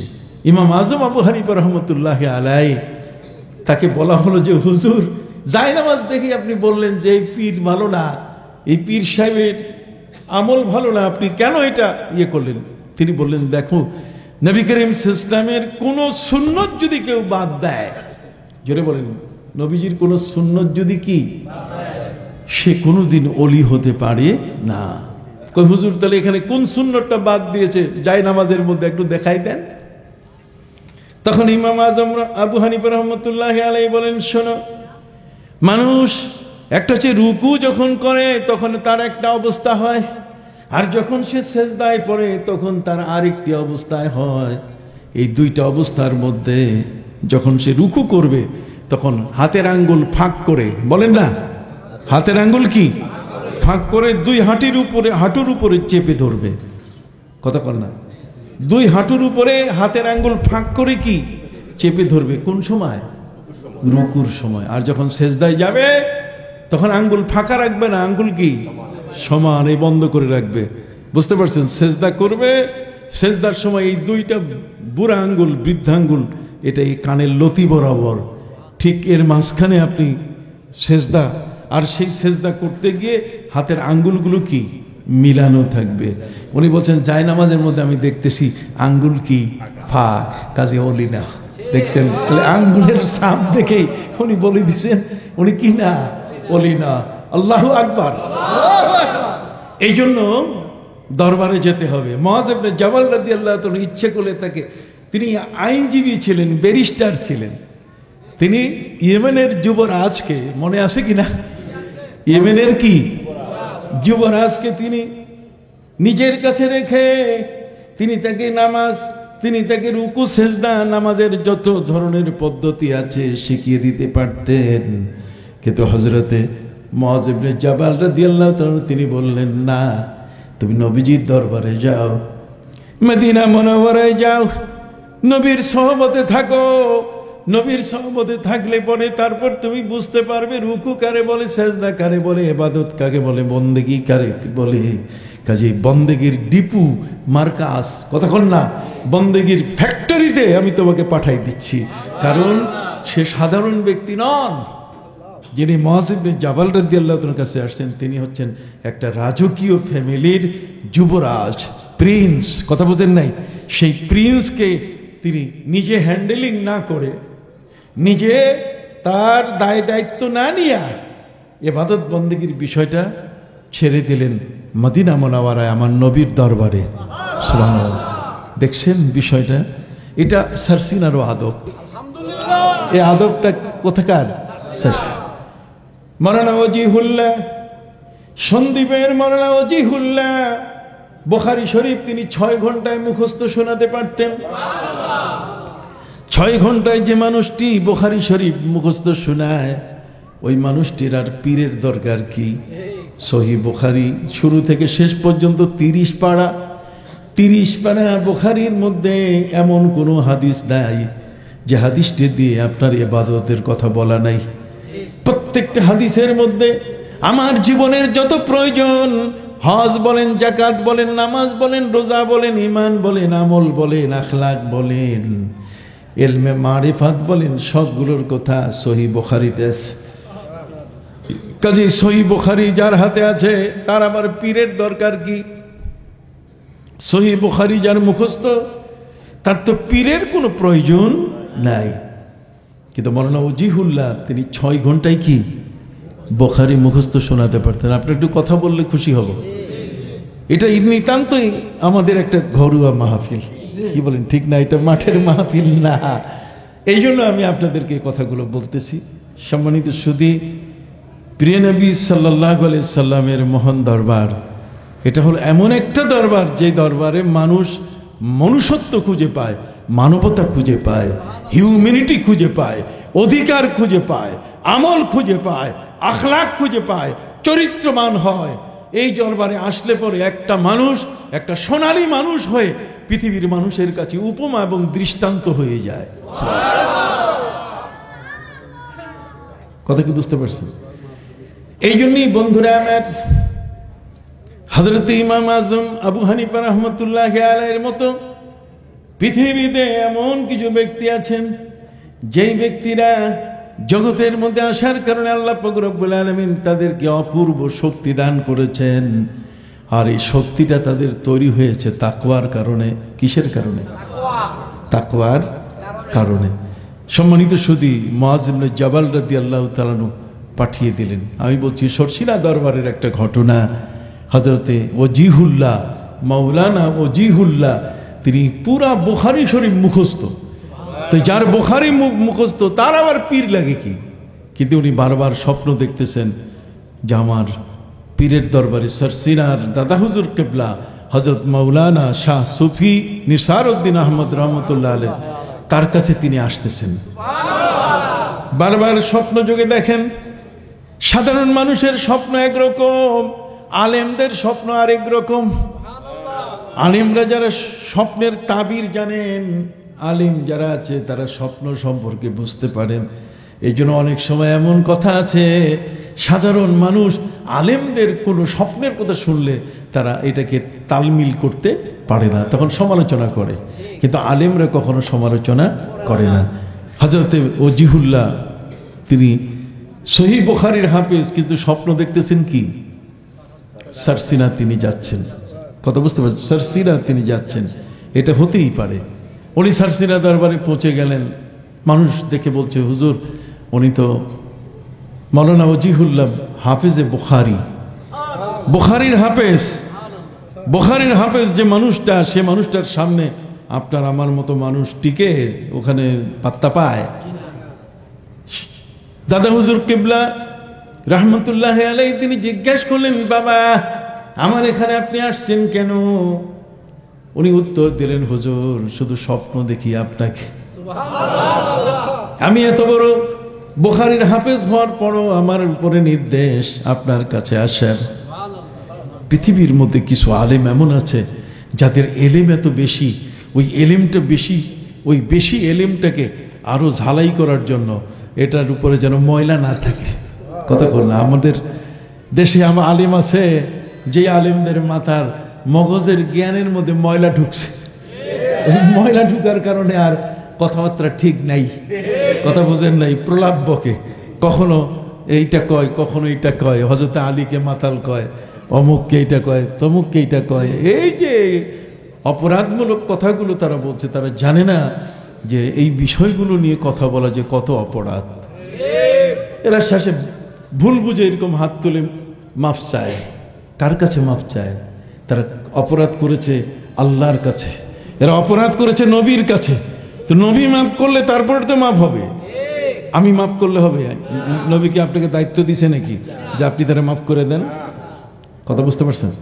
সম্মানিত সুধী, কাজে সাবধান, বি কেয়ারফুল। যে কথাটা বলবো 1000 বছর পরও মানুষ ওই কথাটা শুনে বলবে যে না, এটা ক্লিন, একটা পরিষ্কার কথা, এটার মধ্যে কোনো রকম ভেজাল নাই। আর আপনি এমন একটা কথা বলে ফেললেন জ্ঞানের ময়লা থাকার কারণে, যে এটা আজকেও ভেজাল, কালকেও ভেজাল, 10 বছর পরেও কি ভেজাল, কিয়ামতের আগ পর্যন্ত যদি রেকর্ড বাঁচতে থাকে তাহলে সবাই বলবে কি ভেজাল। কথা বুঝেন নাই? এই ভেজাল মুক্ত একটা জীবনের, একটা পরিশীলিত, পরিমার্জিত, একটা সুন্দর পবিত্র জ্ঞানের জন্য দরবার প্রয়োজন। মুআয ইবনে জাবাল রাদিয়াল্লাহু তাআলা প্রিন্সকে পাঠাই দিয়েছেন রসুলের দরবারে, তিনি তো নিজের কাছে রাখতে পারতেন। সম্মানিত সুধী, ঠিক এমনি করে তুরস্কের একজন মানুষকে শুধু মাওলানা বলা হয়। আমাদের দেশে যে পাশ করে না সেও মাওলানা, কতক্ষণ না? আমরা বিভিন্ন ধরনের ডিগ্রি মিথ্যা লাগাইয়া লগাইয়া নিজের পরিচয় দেই। কথা বুঝতে পারছেন? আমাদের এটার কোনো অভাব নাই। হ্যাঁ, আমরা ঠিক এমন কতগুলো নিজের পরিচয় তুলে ধরি, তাতে মনে হয় যে আমার চেয়ে আর বড় আলেম জগতের মধ্যে কি নাই। এই যে অহংকার, এই যে মানুষের মধ্যে দম্ভ, মানুষের মধ্যে যে দর্প, এগুলো কিন্তু তাকে ধ্বংস করে বসে। কথা কি বুঝতে পারছেন? সম্মানিত সুধী, আমি যে বিষয়টি বলতেছিলাম, তুরস্কের মধ্যে একজন মাত্র ব্যক্তি যাকে মাওলানা বলা হতো, আর কাউকেই মাওলানা শব্দ বলার নিয়ম ছিল। আমি মাওলানা, আপনি মাওলানা, অমুক মাওলানা, তমুক মাওলানা, উনি চট্টগ্রামের মাওলানা, উনি কুষ্টিয়ার মাওলানা, উনি রংপুর দিনাজপুরের মাওলানা। মাওলানা শব্দ এটা হচ্ছে সর্বোচ্চ একটা ডিগ্রি, কথা কর না? এই ডিগ্রিটা তুরস্কের মধ্যে শুধু একজন মানুষে পেয়েছে, আর কাউকেই মাওলানা বলার কোনো সুযোগ। এই জন্য তুরস্কে এখন পর্যন্ত কেউ কোন আলেমকে তারা মাওলানা বলে না। কথা বলেন? খালি একজন মানুষকে তারা কি মাওলানা বলে, আর সে একজন মানুষের নাম হলো মাওলানা জালালউদ্দিন রুমি। মাওলানা জালালউদ্দিন রুমি, তাকেই শুধুমাত্র মাওলানা বলা হয়। আমি তার মাজার জিয়ারত করেছি, তার মাজারের গেটের উপরে লেখা আছে শুধু মাওলানা, আর কিছু লেখা নেই। গোটা তুরস্কের মধ্যে কোথাও, ইস্তাম্বুল বলেন, আপনার আঙ্কারা বলেন, কোথাও কোনো এলাকার কোনো আলেমকে কখনো কোনো অবস্থায় কি বলা হয় না, মাওলানা বলা হয় না। এটা ওই দেশের সর্বোচ্চ ডিগ্রি। অতএব সেই ডিগ্রিটা যার ছিল তিনি মাওলানা রুমি। এই মাওলানা জালালউদ্দিন রুমি, তিনি জ্ঞানের বিশাল বড় পণ্ডিত ছিলেন, কেতাবি পণ্ডিত ছিলেন, একাডেমিক জ্ঞান ছিল অনেক বেশি তার। বুঝেন নাই? আমরা যখন বর্তমান সময়কালে বিভিন্ন বিশ্ববিদ্যালয়ে পড়লে পরে সবাই মনে করে বাপরে বাপ বড় আলেম। কথা বুঝতে পারছেন? তো ওইরকম ওই সমাজের মধ্যে তিনি ছিলেন কি সবচেয়ে বড় আলেম। এই বড় জগৎ বিখ্যাত এই আলেম, সেই আলেমের ভিতরে এলেমের গরম ছিল। এই জন্য এলেমের গরমটা কমাবার জন্য তিনিও খোঁজা শুরু করলেন যে আমি কার দরবারে যাব। ওদিকে একজন আল্লাহর ওলি ছিলেন যার নাম হলো শামসে তিবরিজ। নাম কি? শামসে তিবরিজ। তিনি ছিলেন এমন একজন আল্লাহর ওলি যার সিনার মধ্যে রসুলের প্রেম এত বেশি ছিল, কিন্তু মুখ দিয়ে তিনি কোনোদিন ওয়াজ নসিহতে প্রকাশ করতে পারতেন না। সিনার মধ্যে, যেমনটা সুফি ফতে আলী ওয়াইসি রহমতুল্লাহ আলাইহি তিনি বলতেন, হর কুজা দর সিনা আমগুল করদ জখমে ইশকে ও শুদ গুলিস্তা আখির দিল সিনায়ে বীরানে মা। তিনি বলতেন, আমার এই বুকটা ছিল চাটিয়াল ময়দান, পাথুরি জমিন, একটা মরুভূমি, আর সেই মরুভূমির মধ্যে কোনোদিন কোনো গাছ হয় নাই। আমার এই বুকটার মধ্যে কোনো নবী প্রেম বলতে গেলে ছিল না। আমি এখানে নবীর প্রেমের তপ্ত আঙ্গারা আগুনগুলো, ভালোবাসার আগুনগুলো দিয়ে আমি আমার বুকটা গাছ দিয়ে সাজিয়েছি, নবীর প্রেম দিয়ে সাজিয়েছি। অতএব নবীর প্রেমিক হয়ে হযরতে এই সুফি ফতে আলী ওয়াইসি রহমতুল্লাহ আলাইহি বলছেন, কি চমৎকার তার কথা। হর কুজাদার সিনা আমগুল করদ জখমে ইশকেউ। ওই ইশকটা যখন আমাকে আঘাত করা শুরু করে, নবীর প্রেম ভালোবাসা, তখন আমি সুফি ফতে আলী ওয়াইসি আর ওয়াইসি থাকি না, তখন নবীর প্রেমিক হয়ে আমি তখন নিজেকে হারিয়ে বসি। অতএব পৃথিবীর মধ্যে যত বড় বড় আলেম তারা প্রত্যেকেই কোনো না কোনো পীরের মুরিদ ছিলেন। পৃথিবীতে যত বড় বড় আলেম কোনো না কোনো পীরের কি ছিলেন? মুরিদ ছিলেন। ইমাম আবু হানিফা তার পীরের নাম জাফর সাদেক ইমাম বাকের রাহিমাহুল্লাহ, কথা বলেন না, রাদিয়াল্লাহু তাআলা আনহুমা। ঠিক অনুরূপ ভাবে হযরত ইমাম মালিক রহমতুল্লাহ আলাইহির পীর যিনি, তিনিও হলেন হযরত জাফর সাদেক রহমতুল্লাহ আলাইহি। অনুরূপ ভাবে বলা হয়েছে হযরত ইমাম আহমদ বিন হাম্বল রহমতুল্লাহ আলাইহির পীর হলেন হযরত নাফে। কি নাফে? প্রত্যেকেই পৃথিবীতে যত বড় বড় আলেম, এই আলেমগুলোকে বাদ দিয়ে আর কাকে আপনি সিরিয়ালে আনবেন বলেন? আপনি যাদেরকে সিরিয়ালে নিয়ে আসবেন তাদের কি পীর আছে, কোনো না কোনো পীরের হাতে তারা কি বায়াত হয়েছেন। অতএব পৃথিবীর মধ্যে এই একজন পীর যিনি ছিলেন শামসে তিবরিজ নাম, শামসে তিবরিজ এলাকার তিনি বাসিন্দা ছিলেন। তিনি আল্লাহর প্রেমিক ছিলেন, এমন পীরের দরবারে গিয়ে তার সিনার মধ্যে নবীর প্রেম ভর্তি, কিন্তু মুখে তিনি প্রকাশ করতে পারতেন না। তার পীর এটা ধরতে পারছিলেন। তার পীর বলছেন যে আমি যারে খেলাফত দিলাম এ তো বুকের মধ্যে নবীর প্রেম, কিন্তু মুখে তো প্রকাশ করতে পারছে না। এই জন্য দোয়া করে দিয়েছেন যে আল্লাহ তুমি তাকে এমন একজন আলেম তার সঙ্গী করে দাও, যাতে তার বুকের ভাষাটা তার মুখে যেটা প্রকাশ পাচ্ছে না সেটা যেন তার কলমে প্রকাশ পায়। সম্মানিত শুধু একদিকে পীরের অন্তরের নবীর ভালোবাসা প্রকাশ করা, আরেকদিকে ওই যুগের সর্বশ্রেষ্ঠ আলেম তার এলেমের গরম কমানো, এলেমটাকে সাইজ করা। এলেমটাকে কি করা? এই সোজা বাংলা কইয়ে দিলাম, এলেমটাকে কি করা? সাইজ করা। জ্ঞানটাকে সোজা করতে হবে, আপনি জ্ঞান বাঁকা রাখা যাবে না, এটার মধ্যে যেন কোনো বক্রতা সৃষ্টি না হয়। এই জন্যে শামসে তিবরিজ তার দরবারে মৌলানা রুমি চলে আসলেন। মৌলানা রুমি তার দরবারে আসার পরে এমন এক মৌলানা হয়ে গেলেন যে তার জ্ঞানের জগতের যে একাডেমিক বিষয়গুলো, তার যে অর্জন আছে না, আমরা লেখাপড়া করছি, হাদিস পড়ছি, ফেকা পড়ছি, তফসির পড়ছি, আদব পড়েছি, যে জ্ঞানগুলো অর্জন হয়েছে ওই জ্ঞানগুলোর মধ্যে কিভাবে সমন্বয় করা যায়, কোরআন এবং হাদিসের মধ্যে কি সমন্বয়, ফেকার মধ্যে সমন্বয়, আরবি সাহিত্যের মধ্যে সমন্বয়, আধ্যাত্মিকতার সাথে এটার সমন্বয়, এটাকে কিভাবে অ্যাডজাস্ট করা যায়, এই জ্ঞানটু যদি কেউ না থাকে তাহলে তার মতোই পাগল বলতে পারে যে কলব কপালে নাহলে হাঁটুতে, কলব কপালে আর না হলে কি হাঁটুতে। ওই যে ওর অ্যাডজাস্ট করার মতো কি নাই, এবিলিটি নাই, মাদ্দা নাই, ওর মধ্যে যোগ্যতা নেই। আপনি দেখতেছেন বাপ রে বাপ চমৎকার টুপি, হাসি, অমুক তমুক সব কিছু আছে, কিন্তু ও তো অ্যাডজাস্ট করতে পারে না। ও তো ইনজেকশন দিতে যাইয়া ও তো আপনার এই জায়গায় ইনজেকশন দিবে না, এমন একটা ইনজেকশন এমন জায়গায় দিয়ে দিবে আপনি সাথে সাথে মারা যাবেন। কথা কি বুঝতে পারছেন? আপনার সে তো ইনজেকশনের জায়গা দেখে নাই, সে তো বুঝে না, প্র্যাকটিক্যাল তার কাছে কি নাই। এটাই হলো আমাদের সমাজের মধ্যে কি সমস্যা। বেঁচে আছি, কথাগুলো বলে যাই, একদিন কাজে লাগবে, একদিন কি লাগবে, কাজে লাগবে। একদিন আমি থাকলে বলবেন এই কথাগুলো খুব প্রয়োজন ছিল, সেদিন হয়তো তার কানে যাবে, কিন্তু হেদায়েত নেওয়ার মতো সুযোগ থাকবে না। সম্মানিত সুধী বন্ধুরা আমার, জগতের মধ্যে মৌলানা রুমি সম্পর্কে বলা হয়েছে, খুদবা খুদ মৌলানা রুমি কামেল নশোদ তা গোলামে শামসে তিবরিজি নশোদ। মৌলানা রুমি খুদবা খুদ মৌলানা রুম কামেল নাশুদ। আপনি মৌলানা হয়েছেন, কিন্তু মৌলানা হতে গেলে আপনাকে কামেল হইতে হবে, আর কামেল হতে গেলে, পূর্ণতা আনতে গেলে আপনার মধ্যে তাকওয়া, পরহেজগারি, আপনার মধ্যে আল্লাহর প্রেম ভালোবাসা, নবীর প্রেম ভালোবাসা আপনার ভিতরে তৈরি করতে হবে। এই তৈরি করার জিনিসটা আপনি যদি তৈরি করতে না পারেন, আপনি নিয়ে আসলেন আপনি বিভিন্ন গাছগাছরা, কিন্তু আপনি এটার দ্বারা ঔষধ কেমনে তৈরি করতে হয় সেটা যদি আপনি পদ্ধতি না জানেন তাহলে ওটা পচে যাবে, নষ্ট হয়ে যাবে। এই ধরনের কিছু মানুষের কাছে জ্ঞান আছে, কিন্তু এটা পচে যাচ্ছে, নষ্ট হয়ে যাচ্ছে, এটাকে অ্যাডজাস্ট করতে পারতেছে না। এটা হচ্ছে কঠিন একটা সমস্যা, এই সময়কালের কঠিন সমস্যা। আর যারা এটা শুনে তারা তো আদৌ কিছু নাই, এরা তো জিরো থেকে জিরো, কিচ্ছু নাই।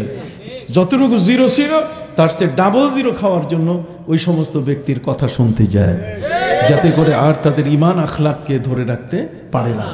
এই জন্য বারবার যে কথাটি আপনাদের কাছে আমি বলতেছি, মৌলানা রুমির মতো ব্যক্তি, তিনি তার ওস্তাদ শামসে তিবরিজের সামনে বসা, উনি কেতাব পড়তেছেন পীরের দরবারে।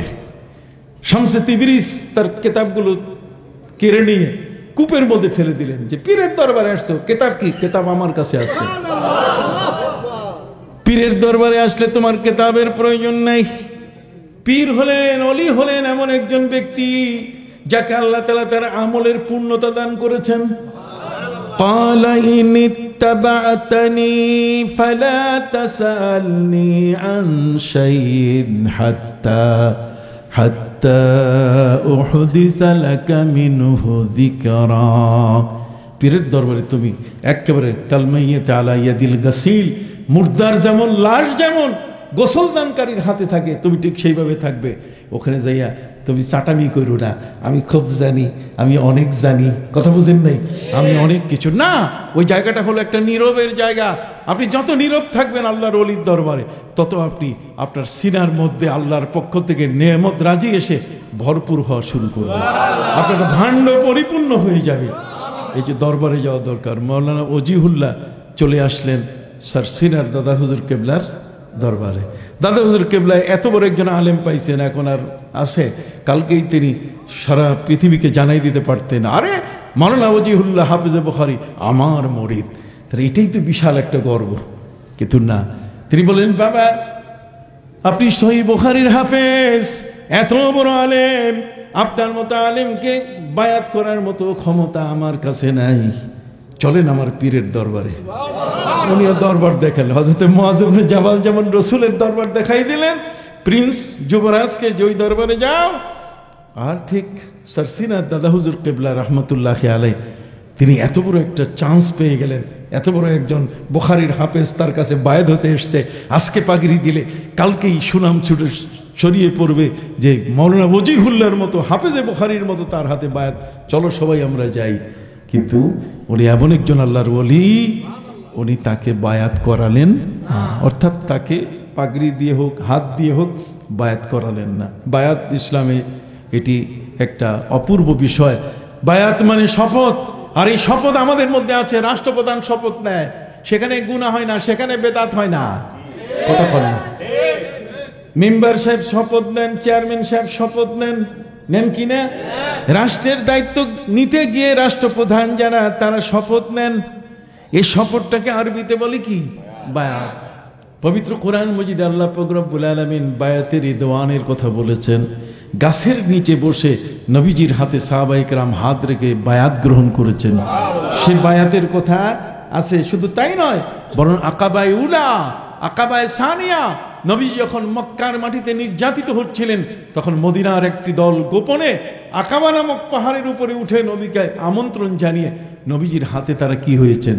বায়াত হয়েছেন। এই ধরনের দুইবার ঘটনা হয়েছে, কথা বোঝেন না? বায়াতে এই যে আকাবা, বায়াতে আকাবা, বায়াত কাজে বায়াত কোরআনে আছে, ইন্নাল্লাযীনা ইউবাইউনাকা ইন্নামা ইউবাইউনাল্লাহ। যারা কারো হাতে হাত দিয়ে বায়াত করে, বায়াত মানে ইসলামের উপরে শপথ গ্রহণ করা। আমি জেনা করব না, আমরা বেবিচার করব না, আমি চুরি করব না, আমি অপরাধ করব না, কতক্ষণ না, এগুলো হচ্ছে বায়াতের শব্দ। অতএব এই বায়াতের শব্দের উপরে একটা মানুষের জীবন ফিরে আসে।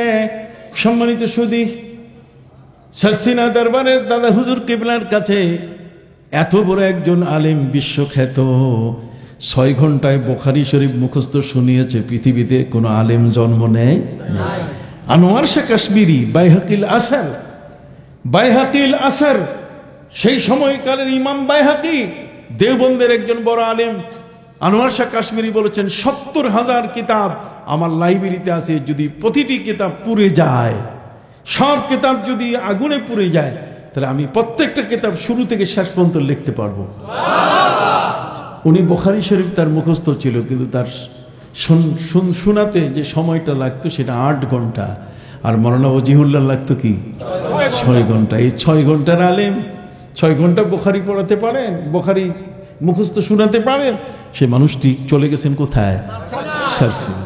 সারসিনায় যাওয়ার পরে সেখানে তো গুড চান্স, শর্ষিনা পীর সাহেব এত বড় একজন আলেম পাইছেন, এখন আর ঢোল বাজা লাগে? সারা জগৎ এমনি জেনে নেবে। সম্মানিত সুধী, এক পর্যায়ে তিনি বলেন আমার পীরের দরবারে, সেখানে তুমি বায়াত হতে পারো, আমার কাছে না। কই হুজুর আপনাকে আমি স্বপ্ন দেখেছি। কই যতই স্বপ্ন দেখো, চলো আমার সাথে ফুরফুরাতে যাই। ফুরফুরার সে কাইয়ুমুজ্জামান মুজাদ্দিদুজ জামান হযরত আবু বকর সিদ্দিকী ফুরফুরবি রাহমাতুল্লাহ আলাইহির দরবারে নিয়ে যাওয়ার পরে বলেন হুজুর ইনি হলেন মাওলানা ওয়াজিহুল্লাহ, ইনি হলেন হাফেজে বুখারী, ইনি হলেন 6 ঘন্টার মুখস্থ শোনানোকারী একজন বুখারীর হাফেজ। হুজুর আমার কাছে বায়াত নিতে এসছে, আমি আপনার কাছে নিয়ে আসছি। তিনি বললেন শুনুন স্যার, তুমি মাওলানা ওয়াজিহুল্লাহকে আমার মসজিদে নিয়ে যাও। মসজিদে নিয়ে যাওয়া হলো। একদিকে ফুরফুরার মুজাদ্দিদে জামান কাইয়ুমুজ্জামান আবু বকর সিদ্দিক আল কুরাইশি রাহমাতুল্লাহি আলাইহি, আর অপর দিকে বসা হযরতে শাহ সুফি নিসারউদ্দিন রাহমাতুল্লাহি আলাইহি। ফুরফুরার পীর সাহেব কেবলা বললেন যে নেসার তুমি ওই দিক থেকে তারে ফয়েজ দাও, আর আমি এই দিক থেকে ফয়েজ দেই, যাতে এলেমের যত গরম আছে এ সবগুলো যখন ঠান্ডা হইয়া যায়। কথা বলতে গেছি, যত জ্ঞান আছে এগুলো যেন একেবারে নিট এন্ড ক্লিন, এটার মধ্যে যেন কোনো ময়লা না থাকে। সুবহানাল্লাহ বলেন। তাহলে দরবারে যাওয়া কি দরকার, বড় বড় আলেমদেরও দরবারে যাওয়া কি দরকার। হযরত ইমাম আহমদ বিন হাম্বল রাহমাতুল্লাহ আলাইহি তার ছেলেকে বলছেন, ইয়া বুনাইয়া ইত্তাবি মিন হাউলাইল্লাযিনা জাদু আলাইনা বিল ইলমি, তুমি ওই সমস্ত আল্লাহর ওলিদের দরবারে যাবে যাদের জ্ঞান আমাদের চেয়ে কি বেশি। তাহলে ওনার 12.5 লক্ষ হাদিস মুখস্থ ছিল, 12.5 লক্ষ হাদিসের হাফেজ। আর তিনি বলতেছেন তার ছেলেকে যে পীরের দরবারে যাবে, এক একজন আল্লাহর ওলি তারা কতগুলো বৈশিষ্ট্যের অধিকারী, তার মধ্যে একটি হলো অহম উলুগুল হিম্মা, আল্লাহর ওলিদের হিম্মত, তাদের সাহস। এই পৃথিবীর মধ্যে এত বড় সাহসী আর কেউ না। এখানে এই বাংলার জমিনের মধ্যে সেই হযরত শাহজালাল ইয়েমেনি এসেছিলেন, গৌর গোবিন্দের সেই বিশাল এক দেশ, বিশাল এক বাহিনীর সামনে তিনি এসেছিলেন 360 জন সাগরের সাথে নিয়ে। হযরত শাহ সুলতান মাহমুদ বালখি রহমতুল্লাহি আলাইহি মাছের পিঠে চড়ে এই বাংলার জমিনের মধ্যে তিনি এখানে এসে সেই মাছ তাকে আবার পিঠে বহন করে নিয়ে গেল বগুড়ার মহাস্থানগড়ে। সেখানে শুয়ে আছেন শাহ সুলতান মাহমুদ বালখি রহমতুল্লাহি আলাইহি। তখন রাজত্বী চলছিল সেখানে পরশুরামের রাজত্বী। ঠিক এমনি করে মুন্সিগঞ্জে বিক্রমপুরে, কথা কন না, বীর বিক্রম আদিত্য রাজত্বী চলছে। আর সেই জায়গার মধ্যে হযরতে শহীদ বাবা আদম রহমতুল্লাহি আলাইহি এই জমিনের মধ্যে এসে গেছেন। যদিও এখানে শহীদ করে দেওয়া হয়েছে, শহীদ করার পরে আদম শহীদ মীরাপাড়া, কথা কন না, সেখানে তার লাশটাকে এটাকে নদীতে ফেলে দেওয়ার জন্য উট নিয়ে আসা হয়েছিল, এবং সেই উট দিয়ে তার হাত পা বেঁধে টানা হয়েছিল, কিন্তু উটের রশি ছিঁড়ে গেছে। আল্লাহর ওলিকে এক বিন্দু পরিমাণ, একটা সরিষা পরিমাণও লড়াইতে পারে না। ইতিহাস পড়ে দেখেন সম্মানিত শুধু এই সমস্ত মহান ওলিরা, এরা জগতের মধ্যে আসছেন। এরা হচ্ছেন ইমাম আহমদ বিন হাম্বল রহমতুল্লাহি আলাইহির ভাষায় ওহম উলুউল হিম্মা।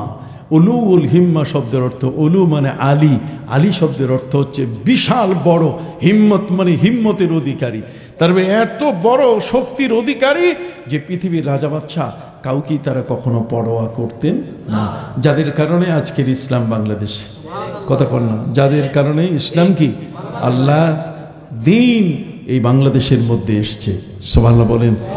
সম্মানিত শুধু হযরত আবু জাফর মুহাম্মদ সালেহ রাহমাতুল্লাহ আলাইহি ঠিক এমন একজন বীর সৈনিক ছিলেন।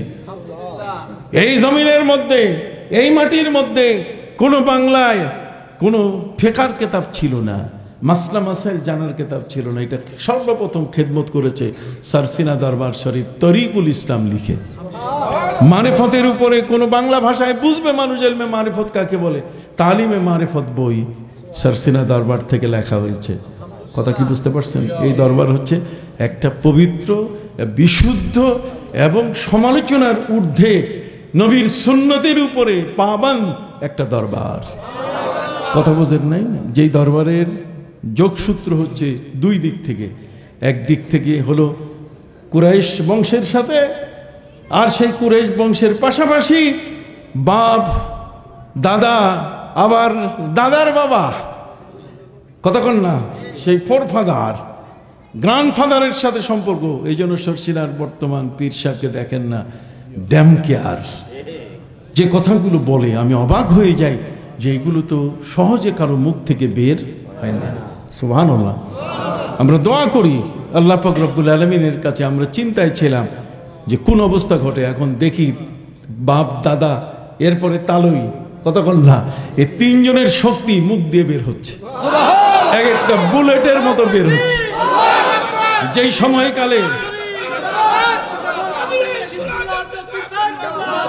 যেই সময়কালে বাংলাদেশের ক্রান্তিকাল চলছে, যেই সময়কালে মানুষ বিভিন্ন বিভ্রান্তির মধ্যে নানাভাবে ইসলামকে বিভিন্ন দিকে ঠেলে দিচ্ছে, আর সেই সময় এক জায়গায় দাঁড়িয়ে আছে, একটা জায়গায় স্টিল, এর ডানেও না বামেও না, একেবারে মাঝখানে, খাইরুল ওমরে আউসাতুহা, কল্যাণের মূল হচ্ছে মাঝখানে থাকা, কথা কন না, কল্যাণের মূল হচ্ছে কি?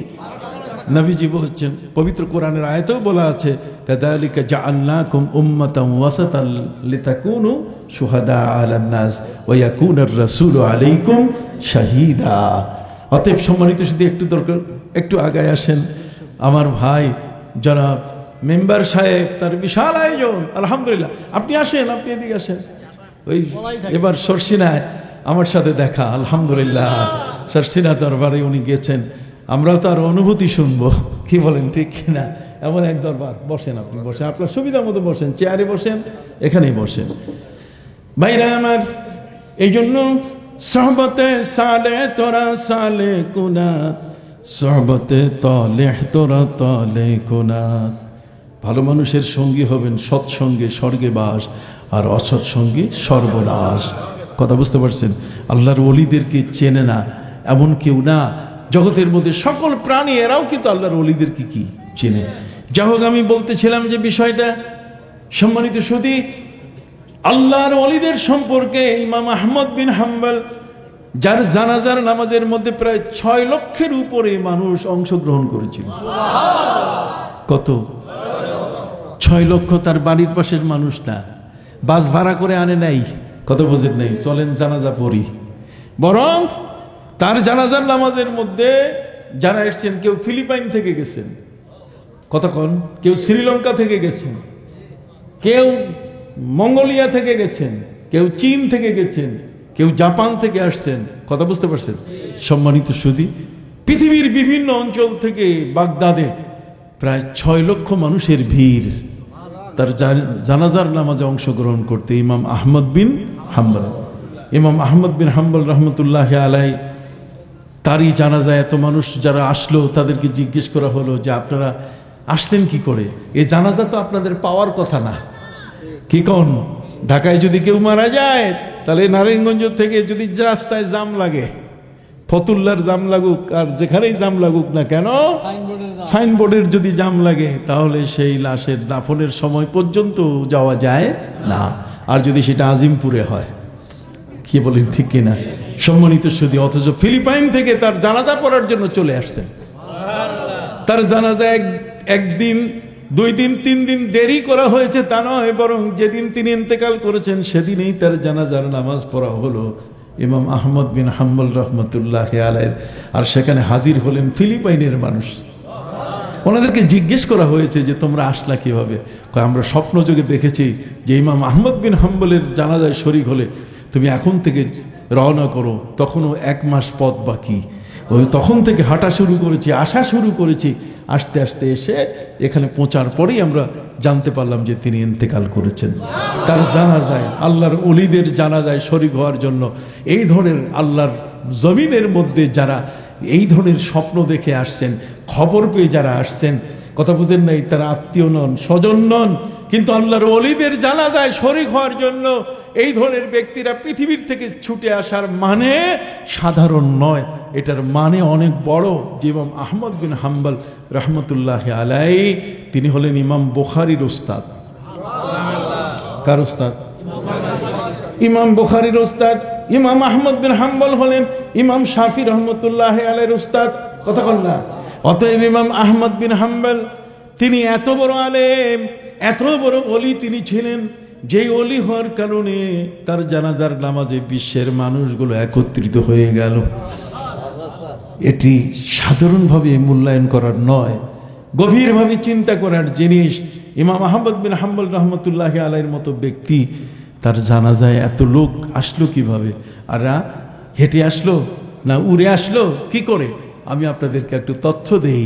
আল্লাহর ওলি যারা হন তাদেরকে কিন্তু পথ হাঁটতে হয় না, তারা এক পাশ দিয়ে উঠান নিজের ঘর থেকে, তারা কাবা ঘরের অঙ্গনে তার দ্বিতীয় পা পড়ে, প্রত্যেক ওয়াক্তের নামাজ পড়ে নিজের ঘরে তারা ফিরতে পারেন। মাসাফাতে বাঈদা, তার মানে দূর প্রান্ত থেকে আল্লাহর ওলিরা কিন্তু চট করে আসতে পারেন। যেমন হজরতে বাবা আদম আলাইহিস সালাম, তিনি যখনই মক্কায় যেতেন, মক্কা শরীফে, তখন শ্রীলঙ্কা থেকে 33 বার পা উঠালে তিনি চলে যেতেন। 33 বার পা উঠালে তিনি চলে যেতেন। কোন কোন কিতাবের মধ্যে বলা আছে বাবা শাহজালাল ইয়ামানী রহমতুল্লাহ আলাইহি তিনি 43 কদম উঠালে পরে তিনি কাবা ঘরে পৌঁছে যেতেন। তাহলে এই পৃথিবীর যানবাহন আপনাকে আমি বুঝাবো কিভাবে? আপনি তো বর্তমান প্র্যাকটিক্যাল যুগের মানুষ, আপনি চোখে যা দেখেন তার বাইরে আপনি বিশ্বাস করতে চান না, কিন্তু আপনি জানেন যে আপনার এই দেহের ভিতরে একটা রূহ আছে। কি আছে? একটা জান আছে, একটা জীবন আছে। বলেন তো, এই রূহটা যদি না থাকে আপনার হাত চলবে? রূহটা যদি না চলে আপনার চোখের দৃষ্টি থাকবে? রূহটা যদি না থাকে আপনি কি কথা বলতে পারবেন? আপনার জিহ্বা কি কথা বলবে? রূহটা যদি আপনার ভিতরে না থাকে তা আপনি কি হাঁটতে পারবেন? তাহলে এমন একটা জিনিস রূহ, যে রূহটা না থাকলে পরে সব শেষ। আপনার আপাদ মস্তক, top to bottom, head to leg, মাথা থেকে পা পর্যন্ত প্রতিটি অঙ্গ অচল হয়ে যাবে। অতএব সেই রূহটা সম্বন্ধে আপনি জানবেন না? কতক্ষণ এই রূহটা এর থেকে রুহানিয়াত, এর থেকে কি রুহানি। আল্লাহ পবিত্র কোরআনে বেশ কয়েক জায়গায় রুহের কথা বলছেন, ওয়া কাযালিকা আওহাইনা রূহাম মিন আমরিনা। এখানে রূহ শব্দ এসেছে। ওয়া ইয়াসআলুনাকা আনির রূহ, কথা বুঝেন নাই? কোরআন বলছে নাযালা বিহির রূহুল কুদুস রূহুল আমিন। অতএব সেখানেও রুহের কথা বলা হচ্ছে। একদিকে রুহের অর্থ হলো জিবরিল আমিন, কথা কর না? আমার নবীজি যখন তিনি ওই কাফেরদের পক্ষ থেকে তাদের তিরস্কার, তারা যখন কবিতা দিয়ে নবীকে আক্রমণ করত, তখন নবীকে আক্রমণ করতে গিয়ে নবীর সম্পর্কে আজে বাজে বলতো। ওই সময় হযরতে হাসান বিন সাবিত, যিনি নবীর সঙ্গীত শিল্পী ছিলেন, হযরতে হাসান বিন সাবিত রাদিয়াল্লাহু তাআলা আনহু, তিনি ছিলেন প্রিয় নবী সাল্লাল্লাহু আলাইহি ওয়াসাল্লামের সঙ্গীত শিল্পী। বলবেন সঙ্গীত শিল্পী নবী রাখেন কেন? যেহেতু আল্লাহ তাআলা নবীর জন্য সঙ্গীত বলার অনুমতি দেন নাই। পবিত্র কোরআন মজিদে আল্লাহ পাক রব্বুল আলামিন বলেন, ওয়ামা আল্লামনাহু আশ-শি'রা ওয়ামা ইয়ানবাগী লাহ। আমি নবীকে কবিতা পড়া শিখাই নাই, আর কবিতা আবৃত্তি করাও আমি তাকে শিখাই, এটা তার জন্য শোভনীয় নয়। এই জন্য কবিতা পড়ার আরব মানুষেরা কবিতা রচনা করত। ওদের কবি ছিল কবি ইমরুল কায়েস, ওদের কবি ছিল কবি আন্তরা বিন সাদ্দাত, ওদের কবি ছিল কবি জুহাইর বিন বুহাইর। কতক্ষণ এই ধরনের কবিরা, বড় বড় কবি, কবিতার ও কাজ মেলায় তাদের কবিতার আসর বসতো। প্রথম, দ্বিতীয়, তৃতীয় যারা হতো তাদের কবিতাগুলো কাবা ঘরে টাঙ্গানো হতো। কতক্ষণ না? আপনার ও কাজ মেলার খবর কথা আপনারা জানেন, কথা বুঝতে পারছেন? অথচ নবী করিম সাল্লাল্লাহু আলাইহি ওয়াসাল্লামের জন্য কবিতা আবৃত্তি করা, কবিতা তৈরি করে পড়া আল্লাহ অনুমতি দেন নাই। কেন? কবিরা হচ্ছে কাল্পনিক। কবিরা কি? কাল্পনিক, কল্পনার সাগরের কথা তারা বলে।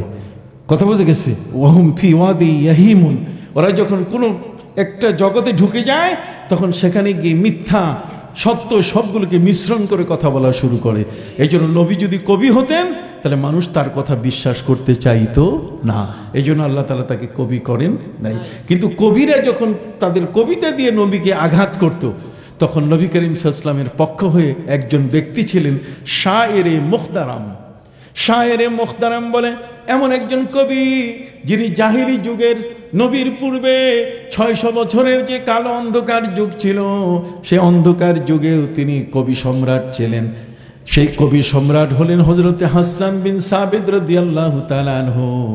তিনি বলেন, আমি যখন ইসলাম গ্রহণ করলাম, পবিত্র কোরআন যখন তেলাওয়াত করা শুরু করলাম, পবিত্র কোরআন তেলাওয়াত করার সাথে সাথে আমার জাহিলি যুগের যে আমি সম্রাট ছিলাম, কবি সম্রাট, আমি সেই কবিতাগুলো ভুলে যাওয়া শুরু করলাম।